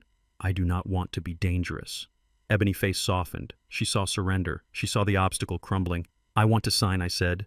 Her eyes widened. Really, Dad? Yes, I said, but I want to do it right. I want to say goodbye to this house properly. Tomorrow is your mother anniversary. I want to have a party, a celebration of her life. And at the end of the night, I will sign the deed over to you and Hunter. I will announce it to everyone. I want everyone to know that the legacy is safe with you. Ebony smiled. It was the first genuine smile I had seen in days. It was the smile of a woman who just won the lottery. A party, she said. That sounds beautiful, Dad. Mom would love that. Go tell Hunter, I said. Tell him I am ready to retire. Tell him he won. She ran up the stairs. She left the door open. I listened. Hunter, she squealed. He is cracking. He wants to sign. He wants a party. I heard Hunter laugh. It was a bark of triumph. A party, he said. Hell yes, we will have a party. We will throw the biggest bash this town has ever seen. We will celebrate my new empire. I walked back to my desk. I sat down. I opened the laptop. I watched them on the screen. Hunter was already on the phone. He was not calling a caterer yet. He was calling his audience. Hey boys, he shouted into his cell phone. You busy Saturday? Cancel it. You are coming to the Hayes estate. Yeah, my estate. The old man is handing over the keys. We are going to pop bottles. Bring everyone. I want witnesses. I want people to see me take the throne. He was inviting his cronies, the low-level hustlers, the guys he owed money to. He wanted to show off. He wanted to prove he was a big shot. He was building a stage for his own execution, and he did not even know it. Then he made the mistake that would seal his fate legally. He pulled out his wallet. He pulled out the black credit card he had opened in my name, the one with the $15,000 limit that was nearly maxed out. He called a high-end catering company, the one that did the mayor inauguration. "I want the platinum package," he said. "Lobster, filet mignon, top shelf open bar, spare no expense. Put it on the card. Name on the card is Booker Hayes. Yeah, that is me. I am the owner." I watched the transaction hit my credit alert system in real time. $5,000, authorization pending. I could have blocked it. I could have called the bank right then, but I did not. I let it go through. "Let him dig," I whispered. "Let him spend. Every dollar is another year on his sentence. Grand larceny, identity theft, fraud." He hung up. He high-fived Ebony. "We are rich, baby," he yelled. "We made it." He sat down at my kitchen table. He put his feet up on the wood. He looked like a king. I turned away from the screen. I had my own calls to make. I picked up the burner phone I had bought cash months ago. I dialed a number I had memorized. ProGuard Security. "This is Booker Hayes," I said. "I need a team for Saturday night. 6 men, armed, plain clothes. I want them invisible until I give the signal." "Mr. Hayes," the voice on the other end said. "We usually require a deposit and a contract week in advance. I wired $10,000 to your account 5 minutes ago," I said. "Check it." There was a pause. Then the tapping of keys. "Payment received, Mr. Hayes. We are at your disposal. What are the rules of engagement?" "Perimeter control," I said. "No one enters without an invite. And once the doors close at 8 p.m., no one leaves. Not until the police arrive." "Police?" the voice asked. "That is the finale," I said. "Your job is to make sure the guests of honor do not slip out the back door when the fireworks start." "Understood, sir. We will be there at 6. I hung up. One team secured. Next, I called Jim, Sheriff Jim Miller. We had played high school football together in 1970. We fished for bass every third Sunday of the month. He was the only man in town who knew I had turned down a job at the Pentagon to stay close to Etta. "Jim," I said. "Booker," Jim answered. His voice was warm. "Long time no see." "I heard you had some family in town." "I do," I said. "And that is why I am calling. I need you to come to a party on Saturday, Jim. But do not wear your fishing vest. Wear the badge. And bring the deputies." "Is everything okay?" Booker Jim asked. His tone shifted instantly from friend to lawman. "No, Jim," I said. "It is not. I have a situation. I have evidence of multiple felonies. Elder abuse, grand theft, conspiracy. I'm going to serve it up on a silver platter Saturday night. I need you there to take out the trash." Jim was silent for a moment. He trusted me. He knew I did not cry wolf. "I will be there, Booker," he said. "Just tell me when." 9 p.m., I said. "Come in quietly. Park down the street. When you hear the music stop, come through the front door." "Copy that," Jim said. "Watch your back." "Booker." "I am watching it, Jim," I said. "I have been watching it for a long time." I hung up. 2 teams secured. Now for the wild card. I picked up the phone one last time. I dialed Vinny. I heard the ring. I heard the pickup. "Yeah."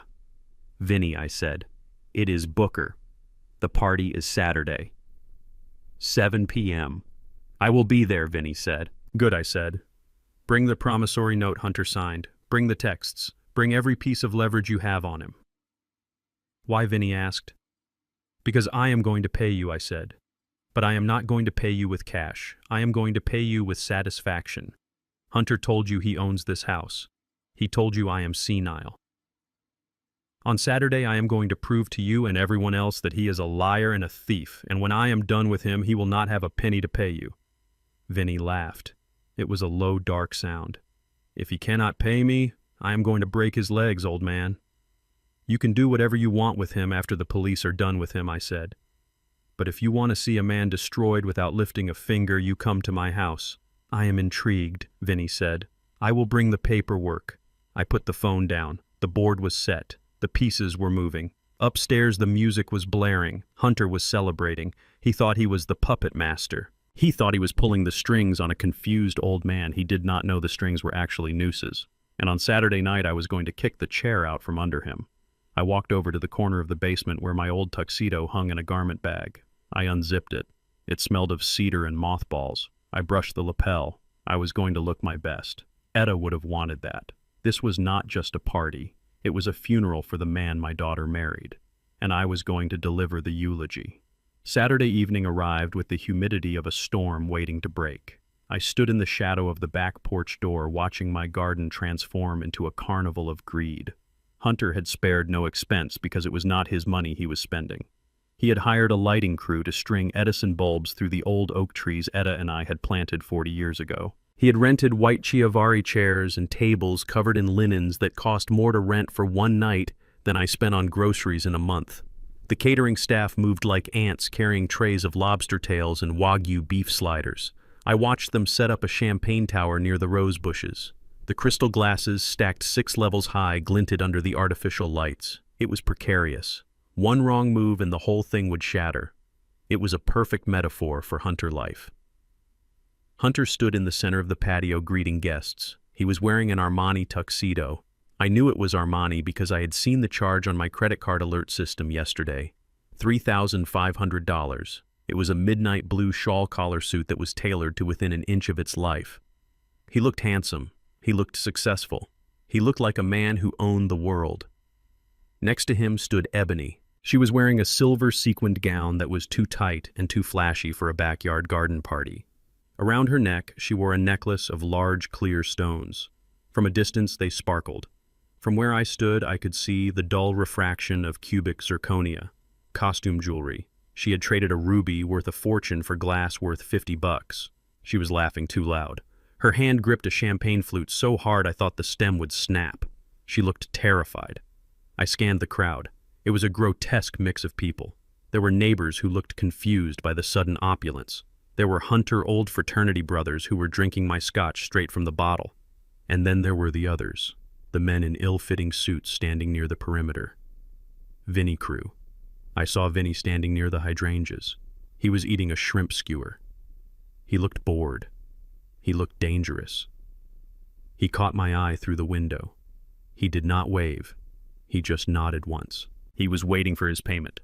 Near the back gate, hidden in the shadows of the hedges, I saw the outline of a man. It was the lead officer from ProGuard Security. He gave me a subtle hand signal. The perimeter was secure. No one was getting out. I adjusted my own tie. I was wearing the black tuxedo Etta had bought me for the engineers' gala 10 years ago. It was classic. It was wool. It smelled of lavender and dignity. I checked my pocket. The microphone remote was there. I checked my other pocket. The ruby necklace was there, wrapped in a silk handkerchief. It was time to join the party. I opened the door and stepped out. The noise hit me first. The chatter of 100 people, the clinking of glass, the thumping bass of a DJ Hunter had hired. No one noticed me at first. I was just the old man in the background, the prop. I walked to the edge of the crowd. I watched my son-in-law holding court. He was telling a story to a group of men. He was gesturing wildly with a cigar in his hand. "Yeah, we are going to gut the whole first floor," he said. "Open concept. Modern. Get rid of all this antique junk. We want a fresh start." I clenched my jaw. He was talking about demolishing my life while standing on my grass. Ebony saw me. Her eyes widened. She rushed over. "Dad," she hissed. "You are finally here." She looked me up and down. She smoothed my lapel. Her hands were shaking. "You look nice," she said, "but please do not say anything weird tonight. Just smile. Shake hands. And when Hunter calls you up, just sign the papers." "Okay." I looked at my daughter. I saw the fear in her eyes. She knew this was wrong. She knew she was betraying me, but she was too weak to stop it. "I will do what needs to be done, Ebony," I said. She interpreted that as compliance. She sighed with relief. "Good," she said. "Just sit over there. We will call you when it is time." She pointed to a chair in the corner away from the main action. It was the kids' table, essentially. I sat down. I waited. I watched Hunter drain his glass and signal the DJ to cut the music. The music died. A feedback squeal ripped through the speakers. Hunter tapped the microphone. "Testing, testing," he boomed. He loved the sound of his own voice. "Ladies and gentlemen, everyone grab a glass," he shouted. "We have a big announcement." The crowd quieted down. They turned toward the small stage Hunter had erected over my vegetable patch. Hunter stood there beaming. He looked at Ebony. He beckoned her up. She climbed the stairs nervously. He put his arm around her. It looked possessive, not affectionate. "Thank you all for coming tonight," Hunter began. His voice was smooth, practiced. "We are here to celebrate family. We are here to celebrate legacy." He paused for effect. He looked out at the crowd with a fake solemnity. "You all know this has been a hard year for the Hayes family," he said. "Losing Etta was a blow we are still recovering from, and watching Booker struggle has been heartbreaking." He pointed at me sitting in the corner. A spotlight swung over and blinded me. I did not blink. I sat stone still. "My father-in-law is a great man," Hunter continued. "A builder, a provider. But time comes for us all. We have seen him slow down. We have seen the confusion, the forgetfulness. It is heavy to carry the burden of a legacy alone." He shook his head sadly. "That is why Ebony and I moved back, to shoulder that burden, to take the weight off his tired shoulders." He smiled again, a bright, shark-like grin. "Tonight we are making it official. Booker has decided to retire. He has decided to pass the torch to the next generation. He is entrusting us with his home, his assets, and his future. We are going to take this family into the 21st century."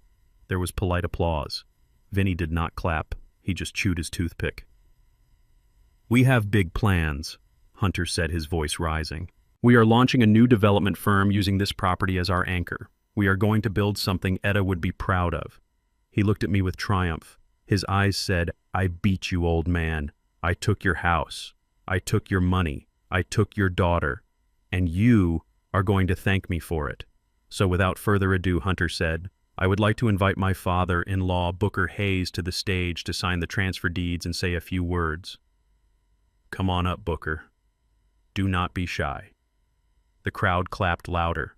They thought they were witnessing a touching family moment. They thought they were seeing a passing of the guard. I stood up. I buttoned my jacket. I walked through the crowd. The guests parted for me. Some patted my back. Some whispered, "Poor old guy." I walked up the stairs to the stage. I stood next to Hunter. He towered over me in his heels and his arrogance. He thrust a pen at me. "Here you go, Booker," he whispered off mic. "Just sign the X and get off the stage. Do not embarrass us." I took the pen. I looked at it. It was a Mont Blanc. Another purchase on my credit card, no doubt. I put the pen in my pocket. Hunter frowned. "What are you doing?" he hissed. "Sign it." I reached for the microphone. Hunter held on to it tight. He did not want to let go. "I am just going to say a few words first, Hunter," I said into the mic. My voice boomed across the garden. "You said I could say a few words." Hunter looked at the crowd. They were watching. He could not wrestle me for the mic without looking like a monster. He forced a smile. He let go. "Of course, Booker," he said. "Go ahead. Keep it short." I stood center stage. I looked out at the faces. I saw my neighbors. I saw my friends. I saw the predators. I adjusted my tie. I stood up to my full height. The stoop was gone. The tremors were gone. The confusion was gone. I looked at Hunter. I looked at Ebony. Before I signed these papers, I said, my voice was steady. It was the voice of the man who used to command construction crews on skyscrapers. "I want to tell you a story." The crowd went silent. The tone had shifted. They felt it. "I want to tell you about a necklace," I said. Ebony froze. Her hand went to her throat. "A ruby necklace," I continued. "It belonged to my wife, Etta. It was the last thing she owned. She left it to me. It was in a drawer in my bedroom." I paused. I looked directly at Hunter. 2 days ago, my son-in-law borrowed my drill to fix a hinge, or so he said. Instead, he used the noise to break into my drawer. He stole that necklace. A murmur went through the crowd. Hunter's face turned red. "He is confused," Hunter shouted, stepping forward. "He is having an episode. Someone get him water." I raised my voice. I overpowered him. And then I continued. "He and my daughter took that necklace to a pawn shop. They sold it for $2,000. And they used that money to fly to Hawaii and stay at the Four Seasons." I reached into my pocket. I pulled out a remote control. I pointed it at the white sheet Hunter had set up for a slideshow of family photos. I pressed the button. The image on the screen changed. It was no longer a photo of Etta. It was the Facebook post.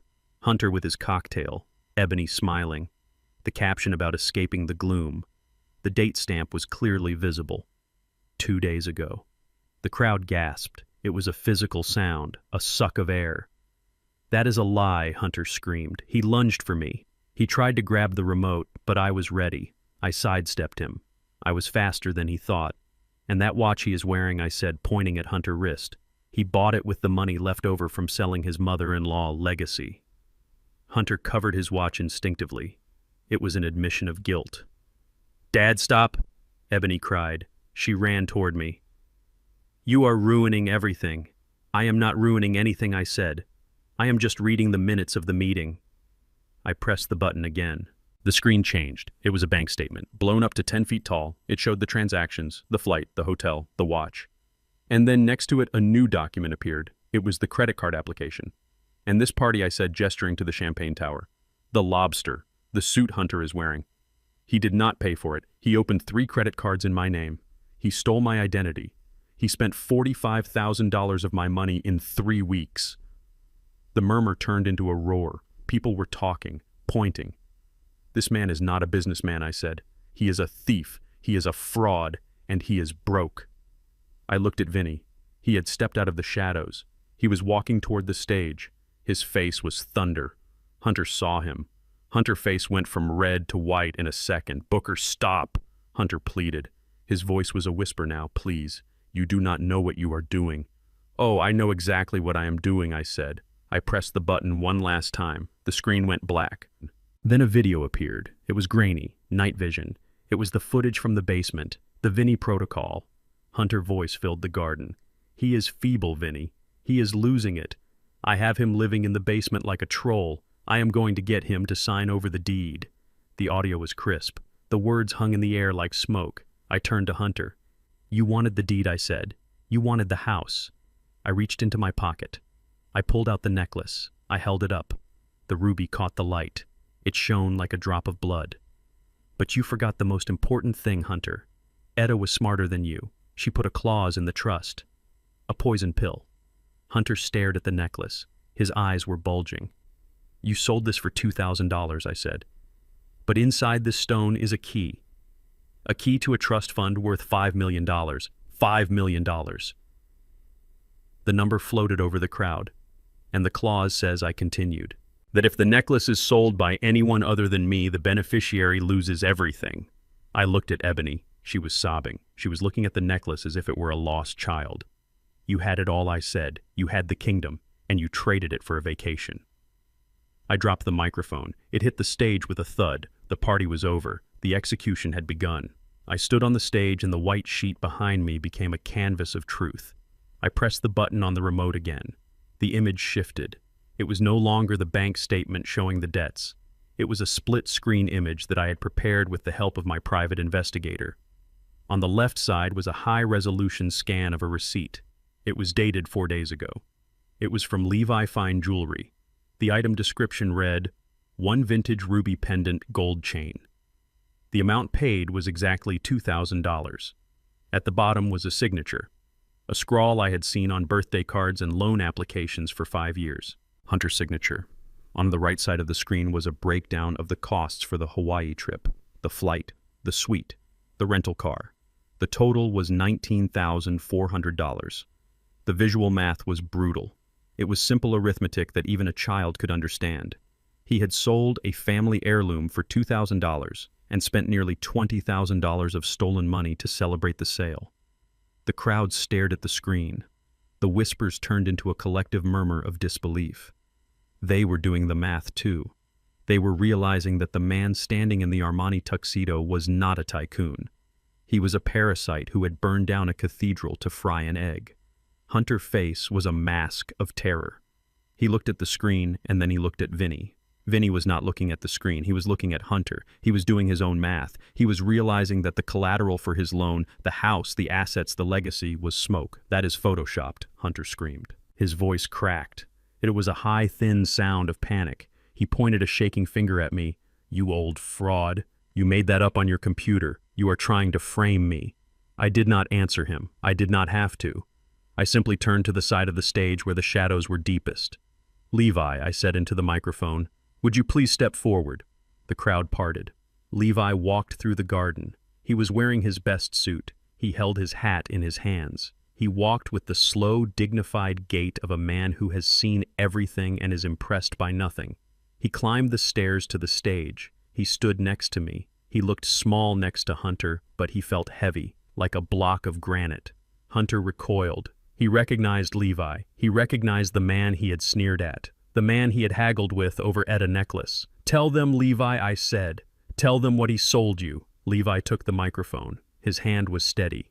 "This man came to my shop on Tuesday," Levi said. His voice was gravel and old iron. He threw a ruby necklace on the counter. He told me it was junk. He told me he wanted cash. He told me the owner was dead and would not miss it. A gasp went through the crowd. Ebony covered her mouth with her hand. She was crying harder now. Ugly sobbing. I offered him $2,000. Levi continued. It was a fraction of the value. But he took it. He laughed. He said it was free money. "You liar." Hunter shouted. He lunged. He moved fast. Desperation gave him speed. He reached for Levi. He wanted to hurt the witness. He wanted to stop the words, but he never touched him. Two men from the security detail stepped out from behind the curtain of the stage. They were large. They moved with professional efficiency. One of them caught Hunter by the arm. The other stepped in front of Levi. Hunter struggled. "Let go of me," he yelled. "This is my house. These are my guests." "No, Hunter," I said. "This is my house, and these people are witnesses to your confession." The security guard twisted Hunter's arm behind his back. Not enough to break it, just enough to immobilize him. Hunter bent forward, wincing in pain. He looked up at me. His eyes were wide with shock. He could not believe that the old man he had pushed around was now commanding a private army. I took the microphone back from Levi. "Thank you, Levi," I said. I looked at the crowd. They were silent now, terrified and fascinated. "You all heard it," I said. "He sold the necklace. He admitted it. He took the cash." I turned to the other side of the stage. "Mrs. Kowalski, if you please." Mrs. Kowalski stepped into the light. She was carrying a leather portfolio. She looked like a judge walking into a courtroom. She adjusted her glasses. She opened the portfolio. She took out a document with a blue cover. She walked to the microphone. She did not look at Hunter. She looked at Ebony. "Ebony Hayes," she said.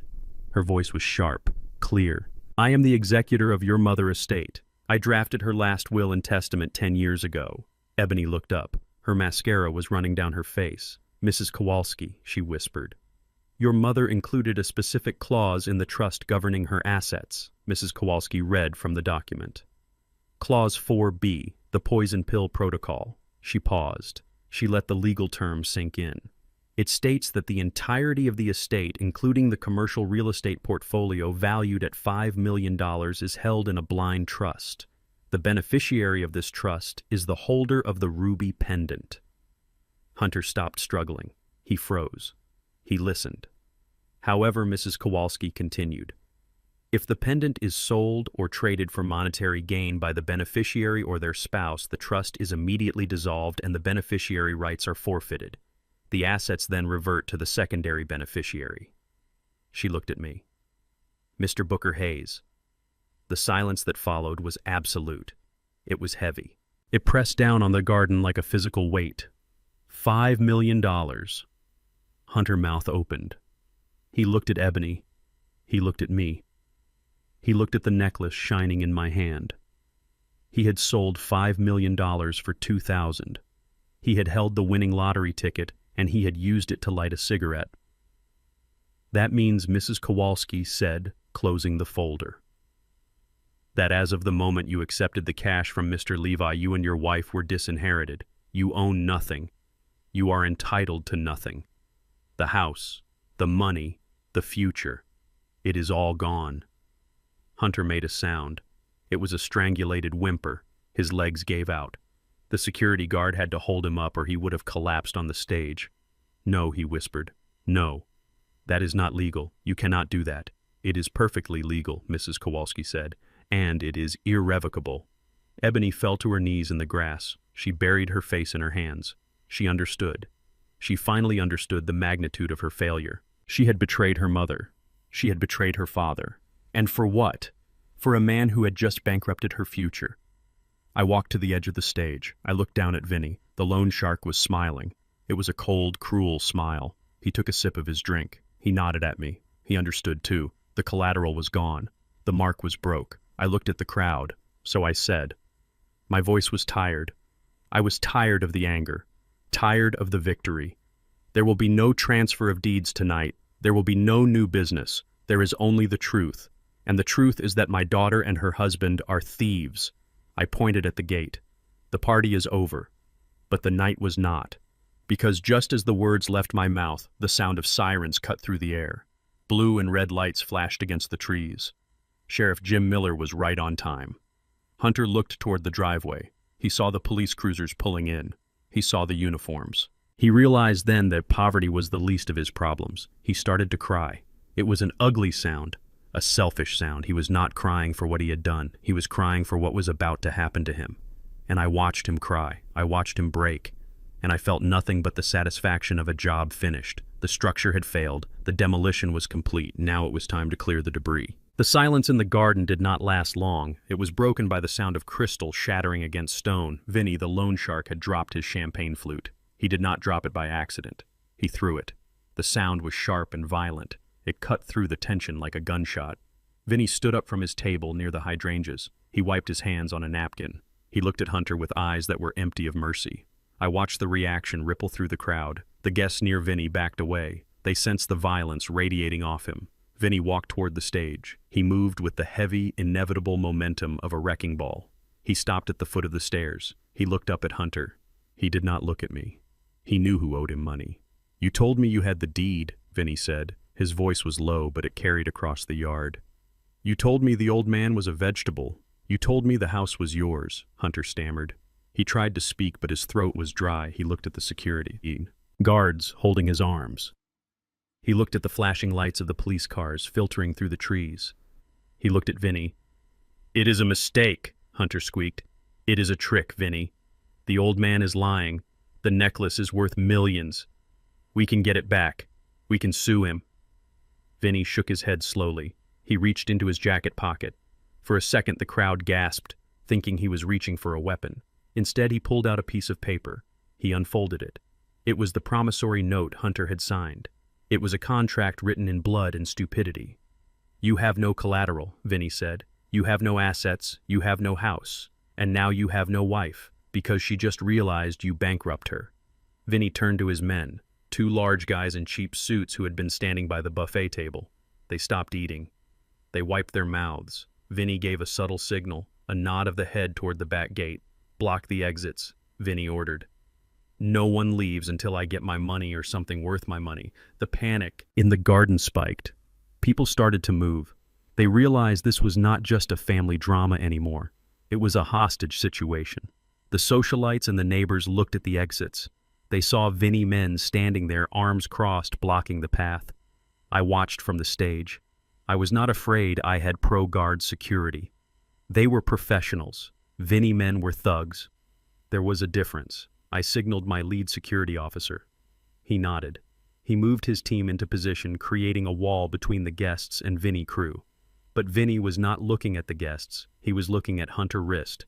He was looking at the Rolex Submariner, the watch bought with stolen money. That is mine, Vinny said, pointing at the watch. Give it to me, Hunter. It is a down payment on the interest you owe me. Hunter covered the watch with his hand. No, he whined. It is mine. You cannot take it. Vinny took a step up the stairs. The security guards holding Hunter tightened their grip. They were not there to protect Hunter from Vinny. They were there to make sure Hunter stood trial. But Vinny's presence added a volatile element to the equation. I stepped forward. I put myself between the shark and the bait, Vinny, I said. My voice was calm, authoritative. You are not taking the watch. That is evidence. It was purchased with the proceeds of a crime. It belongs to the police now. Vinny looked at me. He sized me up. He saw an old man in a tuxedo. He did not see the engineer who had reinforced the stage he was standing on. He sneered. Step aside, old man, Vinny said. I am taking what is owed to me. You are taking nothing, I said. The police are at the front door. If you touch him, you add assault and robbery to your rap sheet. Walk away, Vinny. Go back to the shadows. This score is settled. Vinny hesitated. He heard the sirens getting louder. He saw the flashing lights reflecting off the house windows. He was a predator, but he was also a businessman. He knew when a deal was dead. He looked at Hunter with pure disgust. "You are a dead man, walking," Hunter Vinny said quietly. "Find a safe cell, because if you end up in general population, I will find you." Vinny turned. He signaled his men. They moved away from the gate. They melted into the darkness, slipping away before the sheriff deputies could box them in. The immediate physical threat was gone, but the psychological dam had broken. Hunter watched Vinny leave. He realized his protection was gone. He realized his lies had been stripped away. He looked at the crowd. He saw their faces. There was no admiration left, only judgment, only pity. And then he snapped. The narcissist cannot handle exposure. When the mirror breaks, they do not reflect on their flaws. They attack the person holding the hammer. Hunter screamed. It was a primal sound of rage. He wrenched his arm free from the security guard on his left. He spun around. He was not trying to run. He was trying to kill. He lunged at me. "You ruined everything," Hunter roared. His face was purple veins bulging in his neck. "You tricked me, you senile old bastard.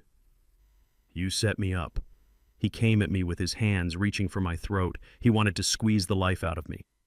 He wanted to silence the truth. The crowd screamed. Ebony shrieked. I did not move. I did not flinch. I stood my ground. I had spent 40 years on construction sites. I had faced down swinging steel beams and angry union bosses. I was not afraid of a soft-handed con artist in a rented suit. My lead security officer stepped in. He was fast. He intercepted Hunter mid-lunge. He grabbed Hunter's arm and twisted it behind his back, using the momentum to slam Hunter face first onto the wooden floor of the stage. The sound of the impact was satisfying, a dull thud followed by a groan. Hunter lay pinned to the floor, his cheek pressed against the wood, his expensive tuxedo tearing at the shoulder. "Get off me!" Hunter yelled, spitting blood. He struggled uselessly against the weight of the guard. "It is not fair." He lied to me. He pretended to be sick. He pretended to be weak. He entrapped me. I looked down at him. I adjusted my cufflinks. "I did not entrap you, Hunter," I said. "I just let you be yourself." Hunter looked up at me. His eyes were wild, manic. "You are the criminal," he shouted to the crowd. "You hear me? He is the one who is crazy. He is hoarding money while his family starves. He is abusive. He is a monster." The crowd was murmuring again. Confusion was spreading. Hunter was a good liar. He was charismatic. Even now pinned to the floor, he was trying to spin the narrative. He was trying to plant a seed of doubt. Maybe the old man was cruel. Maybe he was hoarding wealth unfairly. I saw the doubt on the faces of my neighbors. I saw Mrs. Gable form down the street, whispering to her husband. I needed to end this. I needed to show them the monster underneath the mask. I walked over to the DJ booth, which was set up at the back of the stage. The laptop was still open. The audio system was live.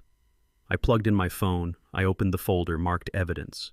I found the file named Poison Protocol Y. Looked at Hunter. He saw what I was doing. He stopped struggling.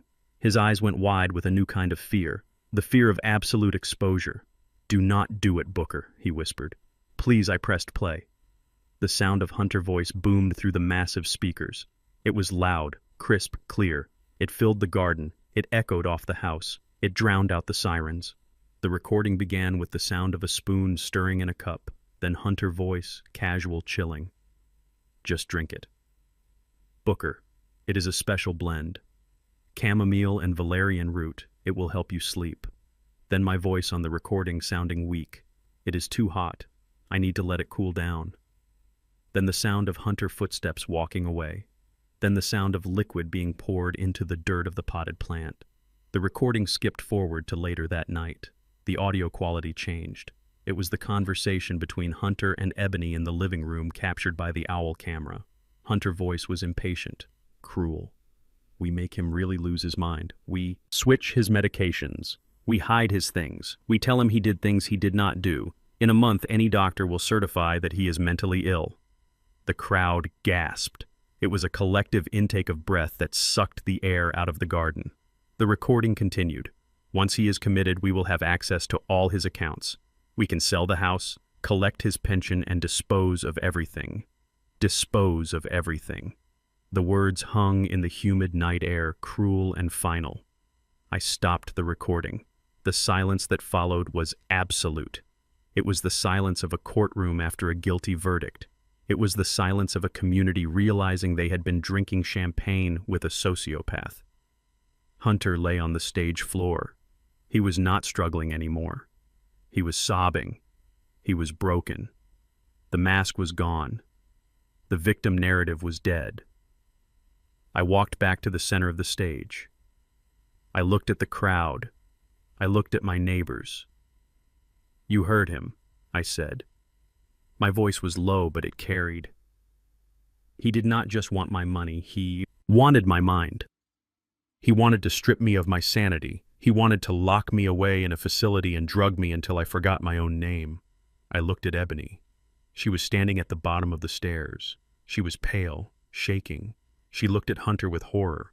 She had gone along with the plan, but hearing it played back in front of everyone stripped it of its justifications. It was not survival. It was evil. He tried to poison me, I said. I pointed to the potted snake plant in the corner of the patio. I had brought it up from the basement as an exhibit. It was brown, withered, dead. "That plant died yesterday," I said, "after I poured his special tea into it. Imagine what that tea would have done to me." A woman in the front row started to cry. It was a sound of pure empathy. Men were clenching their fists. The mood had shifted from confusion to rage. They wanted justice. They wanted blood. Hunter tried to speak. It was just a sedative. He whimpered. "I just wanted him to sleep. I did not want to hurt him." "You wanted to erase me," I said. "You wanted to turn me into a ghost in my own life so you could live in my house and spend my money." I looked toward the back of the garden. The blue and red lights were reflecting off the faces of the guests. The police were here. Sheriff Miller was walking through the gate. He had heard the recording. He had heard enough. He walked through the crowd. The guests parted for him. He walked with the heavy purpose of the law. He climbed the stairs to the stage. He looked at Hunter pinned to the floor. He looked at me, Booker Jim said. "Jim," I said, "here's the trash I told you about." Jim nodded. He motioned for his deputies. They moved in. They pulled Hunter up from the floor. They pulled his arms back. They slapped the cuffs on his wrists. The sound of the ratcheting metal was the sweetest music I had ever heard. "Hunter Hayes." "You are under arrest," Jim said, "for grand larceny, identity theft, and attempted poisoning. You have the right to remain silent." Hunter started screaming again. He looked at Ebony. "Ebony, help me," he yelled. Tell them you knew. Tell them it was your idea too." He was throwing her under the bus. He was drowning, and he was grabbing onto her ankle to pull her down with him. Ebony screamed, No, he is lying." I did not know about the poison. I did not know. But the crowd knew. The recording had captured her silence, her compliance. She was not innocent. She was an accessory. The deputies dragged Hunter down the stairs. He kicked. He screamed. He cursed me. He cursed Etta. He showed the world exactly who he was. I stood on the stage alone. The lights were bright. The air was hot, but I felt cold. I felt clean. The tumor had been cut out. The surgery was a success, but there was still one piece left on the board. One person who had to answer for her choices. I looked down at my daughter. She was on her knees in the grass. Her silver dress was stained. She was looking up at me, pleading with her eyes. She wanted mercy. She wanted her father to save her. But I was not her father. Tonight I was the judge, and court was still in session. The red and blue lights painted the garden in a chaotic rhythm. It was a strobe light show of justice illuminating the terrified faces of the guests. Sheriff Jim Miller stepped onto the stage. He did not look like my old fishing buddy tonight. He looked like the iron hand of the state. He wore his full uniform. His hand rested on his holster. Behind him, 3 deputies moved with military precision, creating a perimeter around the stage. They were not smiling. They were not there to partake in the lobster and champagne. They were there to clean up a crime scene. Hunter lay on the floorboards, breathing hard. He looked up at Jim. He tried to summon his arrogance, but it was gone. It had evaporated the moment Vinny walked away. Now he was just a man in a torn suit facing a decade in a concrete box.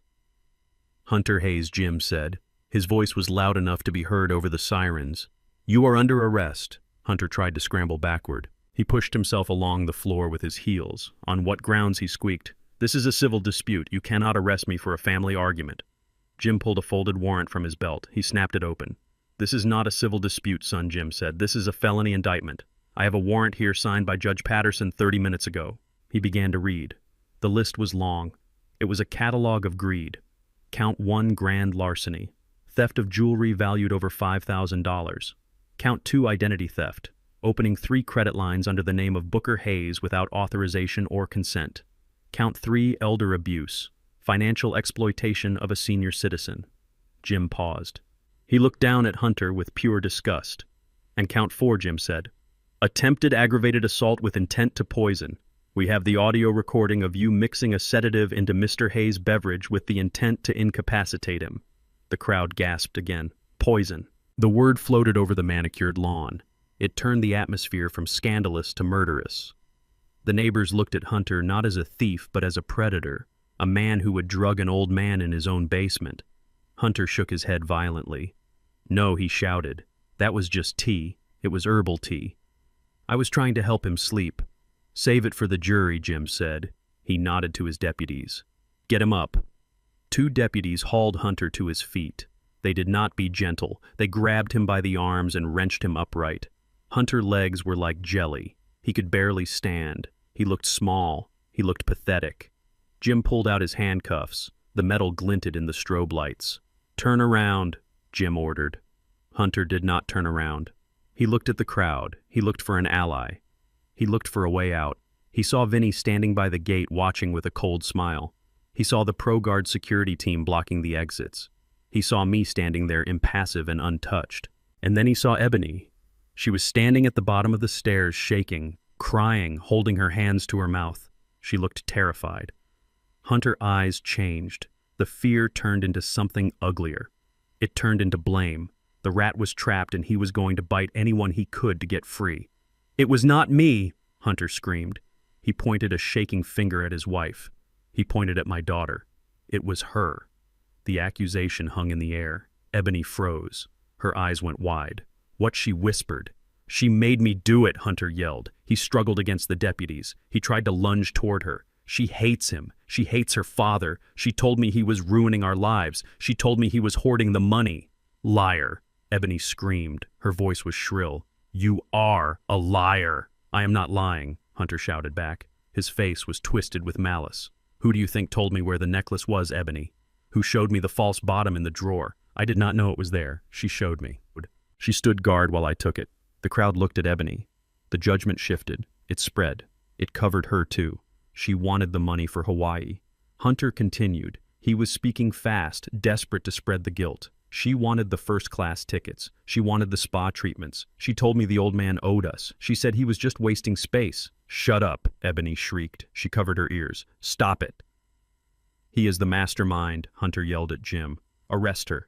She is the one who wanted to put him in a home. She said he smelled like old people. She said she was sick of looking at him. I stood there and listened. It was painful. It was like watching a building collapse in slow motion. Hunter was lying about being the victim, but he was telling the truth about her involvement. He was using her words against her, the words I had heard on the recording, the words that had cut me deeper than any knife. Jim looked at me. He raised an eyebrow. He was asking if I wanted him to arrest her too. I shook my head slightly.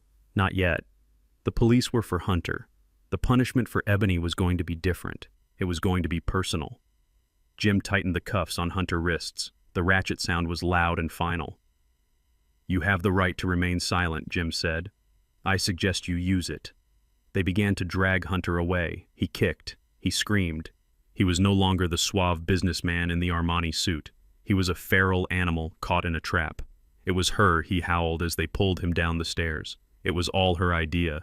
They dragged him through the grass, past the champagne tower, past the shocked guests. Vinny watched him go.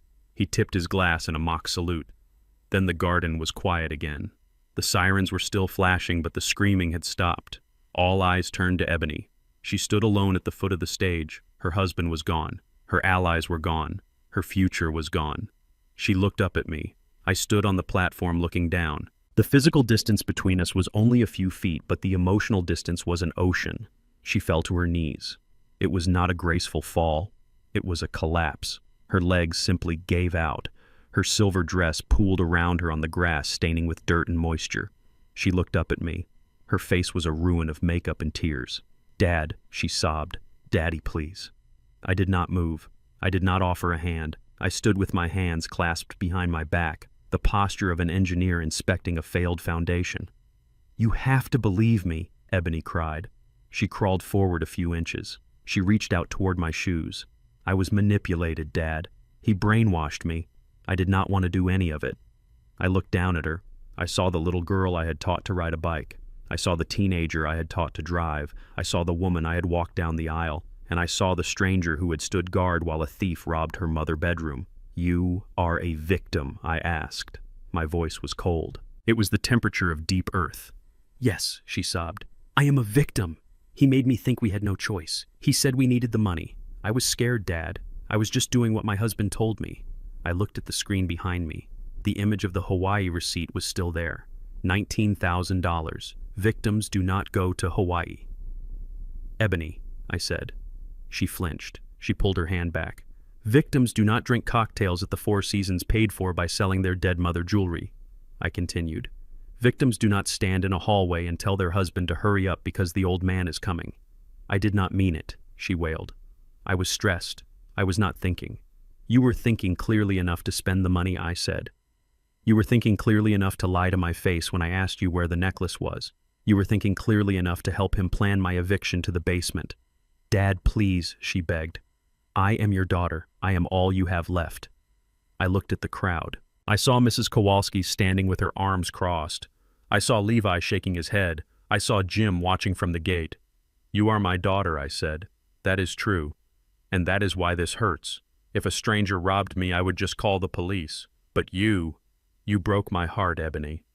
I stepped down one stair. She looked hopeful. She thought I was coming to pick her up. She thought I was going to hug her and tell her it was okay. That is what I had done her whole life. I had always fixed it. But I stopped on the step. I looked her in the eye. "You said Mom was dead," I said. "You said the necklace was just a rock. You said I did not need it." She sobbed. "I was wrong. I am sorry." "Sorry does not buy back the legacy you sold," I said. "Sorry does not fix the betrayal." I reached into my pocket. I pulled out the necklace. I dangled it in front of her face. The ruby spun in the light. "This was your future," I said. "This was $5 million. It was security. It was freedom. Mom left it for you. She wanted you to be safe." Ebony reached for it. Her fingers grasped at the air. "But you did not value it," I said. "You valued a vacation more. You valued a thief more." I pulled the necklace back. I put it back in my pocket. "You chose him, Ebony. You chose his lies over my truth. You stood by him while he tried to destroy me. You are not a victim. You are an accomplice." "But he is gone now," she cried. "He is in jail. It is just us, Dad. We can start over." "No," I said. "We cannot." I looked at the house. My house. The house I built. "You have 24 hours, I said. She froze. "What?" "You have 24 hours to get your things and get out of my house," I said. "Dad, you cannot kick me out," she whispered. "I have nowhere to go. We gave up our apartment. We spent all our money. You spent my money," I corrected. "And you have plenty of places to go. You can go to a hotel. You can go to a shelter. You can go to Hawaii if you have any miles left. But you cannot stay here." "But I am your family," she screamed. "Family does not poison the tea," I said. "Family does not steal identity." I walked past her. I stepped onto the grass. The guests parted for me. They looked at me with respect. They looked at me with fear. I turned back one last time. Ebony was still on her knees. She looked small. She looked broken. "Take the things you bought with your own money," I said. "Leave the things you bought with my credit cards. I will be checking the bags." She stared at me. She realized finally that the bank of Dad was closed. The emotional credit limit had been reached. I walked toward the house. I walked toward the sanctuary of my home. Behind me I heard her wailing. It was the sound of a child who had broken her favorite toy and realized it could not be fixed. I did not look back. I had a house to clean. I had a life to reclaim. The party was over. The guests were leaving. The nightmare was ending. I walked through the back door and into the kitchen. It was quiet. The hum of the refrigerator was the only sound. I poured myself a glass of water. My hand was steady. I had lost a daughter tonight, but I had found myself. And as I drank the cool, clean water, I knew that Etta was watching, and I knew she was proud. The blue and red lights of the police cruisers continued to spin in the driveway, creating a strobe effect on the faces of the remaining guests.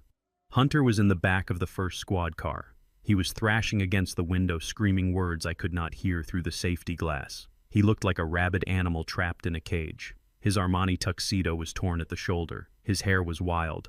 The facade of the successful entrepreneur had completely dissolved, leaving only the desperate criminal underneath. I stood on the porch and watched. Sheriff Miller was talking to one of his deputies, handing over a bag of evidence that contained the recordings and the financial documents.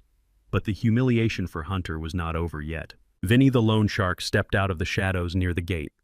He walked over to the black luxury SUV Hunter had rented to show off. It was parked prominently in the center of the driveway, blocking everyone else in. Vinny pulled a spare key from his pocket. Hunter must have given it to him days ago as a gesture of good faith, a promise that the car was part of the assets. Vinny signaled to one of his large associates. "Get in," Vinny said. "It is the only thing we are getting out of this mess." The associate climbed into the driver's seat. He revved the engine. The sound was aggressive, a mechanical roar that drew everyone's attention. Hunter saw it from the back of the police car. I saw him slam his face against the glass, shouting something about his car, his image, his life. Vinny looked at the police car and spit on the ground. Then he looked at the group of young men standing near the bar. These were Hunter's so-called business partners, the guys he drank with, the guys he bragged to. They were wearing expensive suits and holding drinks they had not paid for. "Hey," Vinny shouted at them. "You boys friends with the guy in the car?" The group scattered like cockroaches when the kitchen light turns on. One of them actually dropped his drink and walked fast toward the gate without looking back. Another pulled out his phone and pretended to take a call, walking into the bushes to escape association.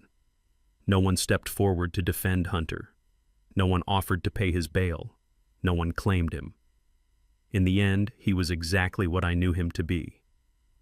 Alone. A man who had built his kingdom on swampland. The tow truck arrived for the second car. The convertible Ebony had been driving. The repo man did not even ask for keys. He just hooked it up. The sound of the chains tightening was the sound of reality crashing down.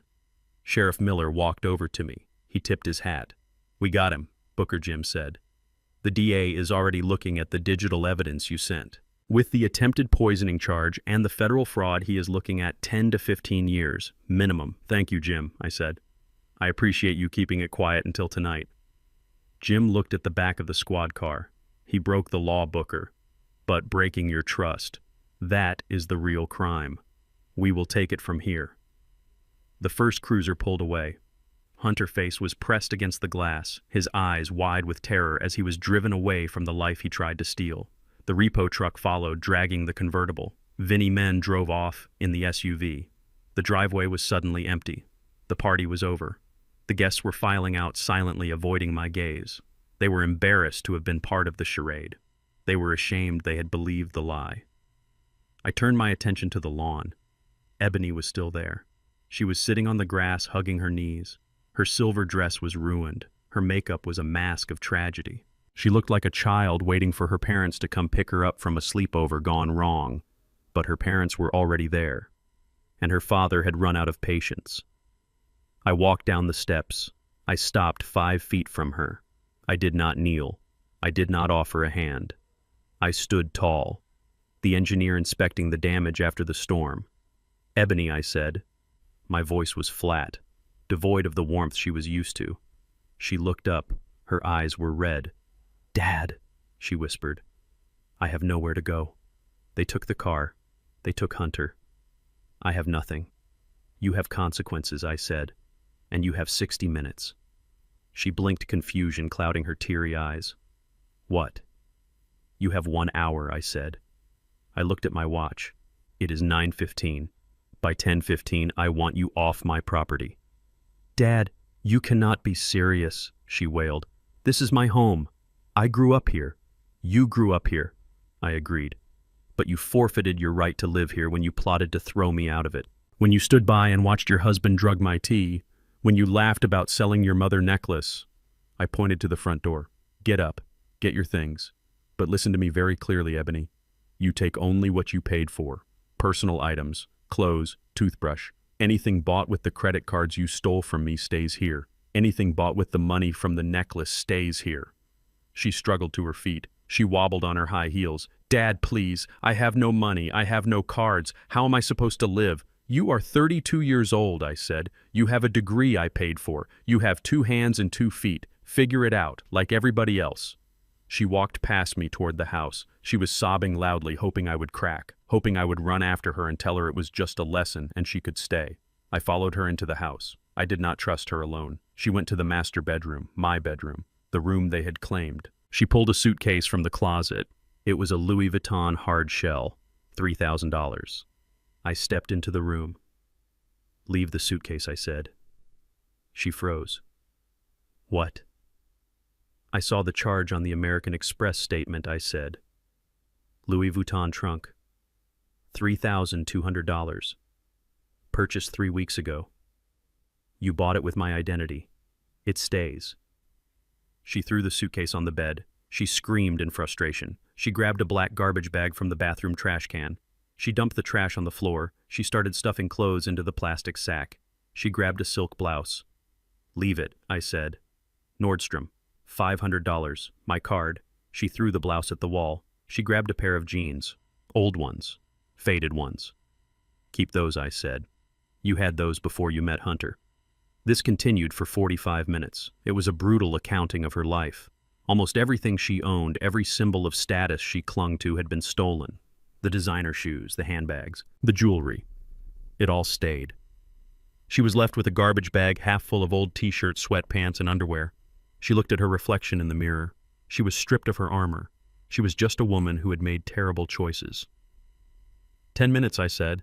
She looked at me in the mirror. "Dad," she said softly, "I am scared." "You should be," I said. "The world is a hard place when you do not have a safety net, and you just cut yours with a pair of shears." She turned to face me. "I am sorry," she said. "I know I said. But you are sorry you got caught. You are sorry the ride is over. You are not sorry you hurt me. If Hunter had succeeded, if I was in a nursing home right now drooling on myself, you would be in Hawaii spending the rest of the trust fund. Do not lie to me, Ebony. Not now." She lowered her head. She knew I was right. She picked up the garbage bag. She walked past me. She walked down the stairs. I followed her to the front door. She stepped out onto the porch. The night air was cool. The party lights were still on, illuminating the wreckage of the evening. She turned back. She looked small. "Where will I go?" she asked. "There is a shelter on 4th Street, I said. "They take intakes until 11. Or you can call one of your friends, the ones you bragged to about your inheritance. See if they have a couch for a disinherited fraud." She flinched. "Goodbye, Dad," she whispered. "Goodbye, Ebony," I said. I closed the door. I did not slam it. I closed it firmly. I turned the deadbolt. I engaged the security chain. I stood in the hallway. I listened to her footsteps fade down the driveway. I listened until I could not hear them anymore. Then silence. The house was empty. I walked back into the living room. Sheriff Miller was still there with 2 deputies. They were standing outside the door to the guest room where Hunter had set up his office, the room where he kept his fake business plans and his real gambling slips. "We are sealing this room," Booker Jim said. "It is a crime scene now. We need to go through his computer, his files. We need to build the case for the fraud charges." "Do what you need to do, Jim," I said. A deputy placed a strip of yellow evidence tape across the doorframe. It looked out of place in my hallway next to the family photos and the antique wallpaper. But it also looked right. It was a barrier. It was a sign that the infection had been contained. "We are done for the night," Jim said. "We will have a car patrol the street just in case Vinny decides to come back." But I think he got the message. "Thanks, Jim," I said. "I really mean it. You are a tough son of a gun." "Booker," Jim said, shaking my head. "I would not have had the stomach for it. Waiting this long. Letting them think they won." "I had to be sure," I said. "I had to know there was nothing left to save." Jim nodded. He squeezed my shoulder. "Try to get some sleep. It is over." They left. I heard the cruisers pull away. I was alone. I walked through the house. I turned off the lights one by one. I turned off the kitchen lights where Hunter had poisoned my tea. I turned off the dining room lights where Ebony had lied to my face. I turned off the living room lights where they had laughed at my dementia. I walked to the master bedroom. My room. It was a mess. Clothes on the floor, trash from the bin Ebony had emptied. But it was my mess. I picked up the Louis Vuitton suitcase. I set it in the hall. I would sell it tomorrow. I picked up the silk blouse. I put it in a pile for donation. I stripped the bed. I took the sheets Hunter and Ebony had slept on, and I threw them in the trash. I would not wash them. I wanted them out of my house. I remade the bed with fresh linens, crisp white cotton, sheets Etta had bought. I opened the window. The night breeze came in. It smelled of rain and jasmine. It flushed out the smell of Hunter cologne and Ebony perfume. I stood in the center of the room. I took a deep breath. I expected to feel lonely. I expected the silence to crush me. I had lost my wife a year ago, and tonight I had lost my daughter. I was the last Hayes standing in this house, but I did not feel lonely. I felt light. The weight of the lies was gone. The tension of walking on eggshells in my own home was gone. The fear of being watched, of being analyzed, of being hunted was gone. I walked over to the dresser, the oak dresser with the false bottom. I pressed the mechanism. The drawer popped open. I took the ruby necklace from my pocket. I placed it gently back in the velvet box. I placed the box back in the hidden compartment. I closed the drawer. Click. I looked at the photo of Etta on the nightstand. She was smiling. It was the picture we took on our 40th anniversary. She looked strong. She looked wise. I did it, Etta, I whispered to the empty room. I cleaned the house. I sat down on the edge of the bed. My bones were tired. I was 70 years old and I had just fought a war. But my mind was clear. I poured a glass of water from the carafe on the nightstand. I drank it. It was cool and pure. Tomorrow I would have to deal with lawyers.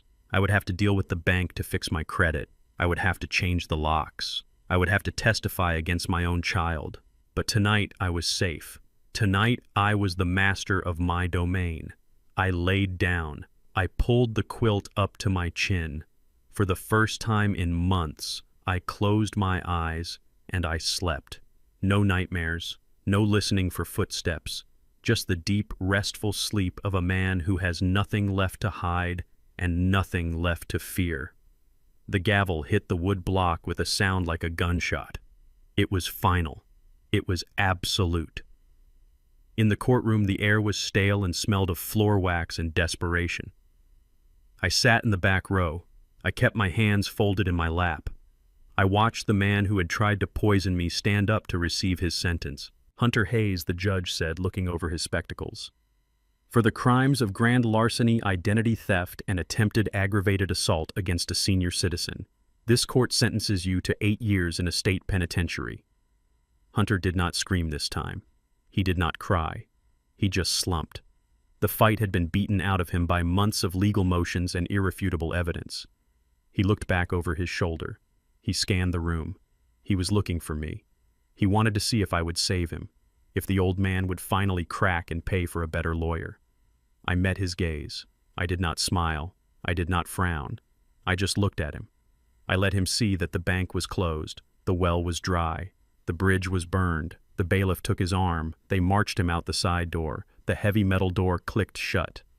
Hunter was gone. He was a memory, a bad investment written off. I stood up. My knees did not ache. My back was straight. I walked out of the courtroom and into the bright sunlight of the city. I did not go home. I drove to the other side of town, to a neighborhood where the paint peeled off the houses and the streetlights flickered. I parked my truck across the street from the supermart. I waited. At 3 p.m., the shift changed. I saw her walk out. Ebony. She was wearing a red vest with a name tag that was crooked. Her hair was pulled back in a messy bun. She looked tired.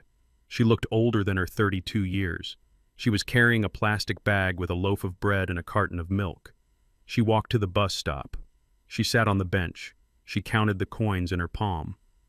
My private investigator had given me the report. She was living in a studio apartment above a laundromat. The rent was $600 a month. She was working double shifts to pay it.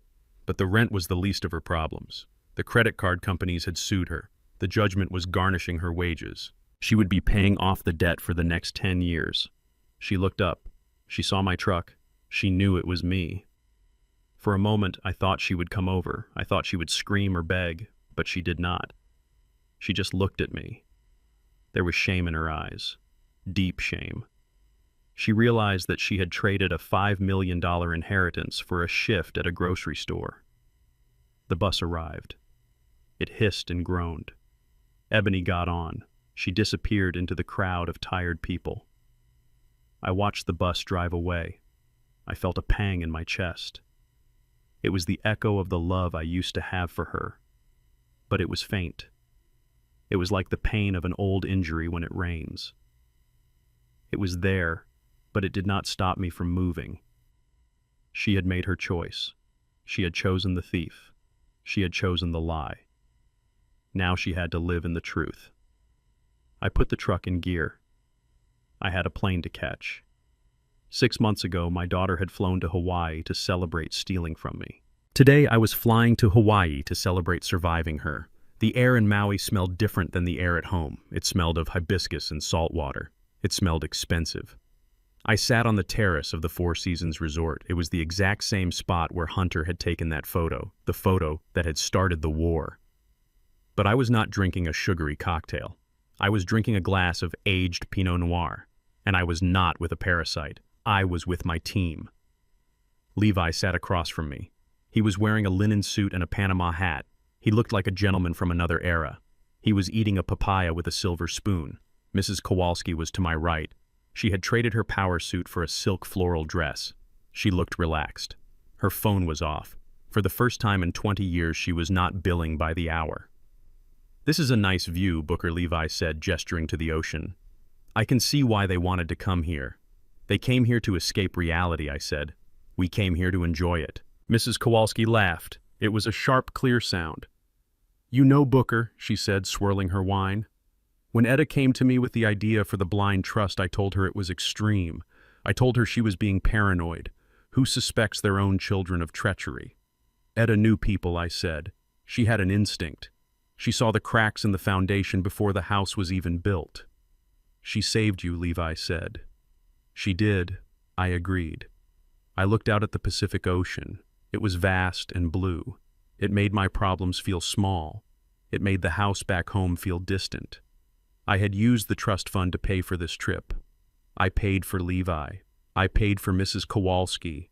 I paid for first-class tickets. I paid for the best suites. I did not feel guilty.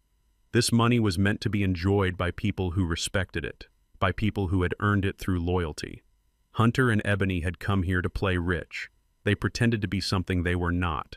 I was here as myself, a retired engineer, a widower, a survivor. The waiter came by. He refilled our glasses. To Etta, Levi said, raising his glass. To Etta, Mrs. Kowalski said. To Etta, I whispered. We drank. The wine was good. It tasted like victory, but it also tasted like closure. I reached into my pocket. My fingers brushed against velvet. I pulled out the small black box. Levi stopped eating. Mrs. Kowalski set down her glass. They knew what it was. You bought it back, Levi said softly. Of course I bought it back, I said. I went to your shop the day after the arrest. I paid you full market value plus 20% for the distress. You did not have to do that, Booker Levi said. I would have given it to you. Business is business, Levi, I said. Etta would not want me to cheat a friend. I opened the box. The ruby necklace sat there. It glinted in the Hawaiian sun. It was beautiful. It was blood red. It was the heart of the mystery. It looked innocent now. The laser inscription inside was invisible to the naked eye. The legal power it held had been discharged. The trap had been sprung. Now it was just a stone, just gold. But it was heavy. It carried the weight of the betrayal. It carried the memory of Ebony's face when she realized she had lost everything. What are you going to do with it? Mrs. Kowalski asked. Are you going to keep it? I looked at the necklace. I thought about putting it back in the false bottom drawer. I thought about keeping it as a trophy. But trophies are for games. This was not a game. This was my life. And I did not want to look at this necklace and remember the day my family died. I wanted to remember Etta. And Etta was not in this stone. Etta was in the wind. She was in the ocean. She was in the wisdom she left behind. I'm going to put it where it belongs, I said. I closed the box. I stood up. Come with me, I said to my friends. We have one last errand to run. We walked down to the beach. The sand was warm. The waves were gentle. We walked past the tourists and the honeymooners. We walked until we found a quiet spot near a cluster of black volcanic rocks. I took the necklace out of the box. I held it in my hand. The gold was warm from my pocket. This necklace was a test, I said, a test of character. My daughter failed. Her husband failed. But the test is over. I looked at Levi. Thank you for keeping her secret, I said. I looked at Mrs. Kowalski. Thank you for executing her will, I said. They nodded. They understood. This was the final act. I walked to the edge of the water. The tide was coming in. The ocean was deep here. It dropped off quickly into the dark blue. I looked at the ruby one last time. Goodbye, I whispered. I drew my arm back. I threw it. It was a good throw. I still had the arm of a man who worked with steel. The necklace arched high into the air. It caught the sun one last time.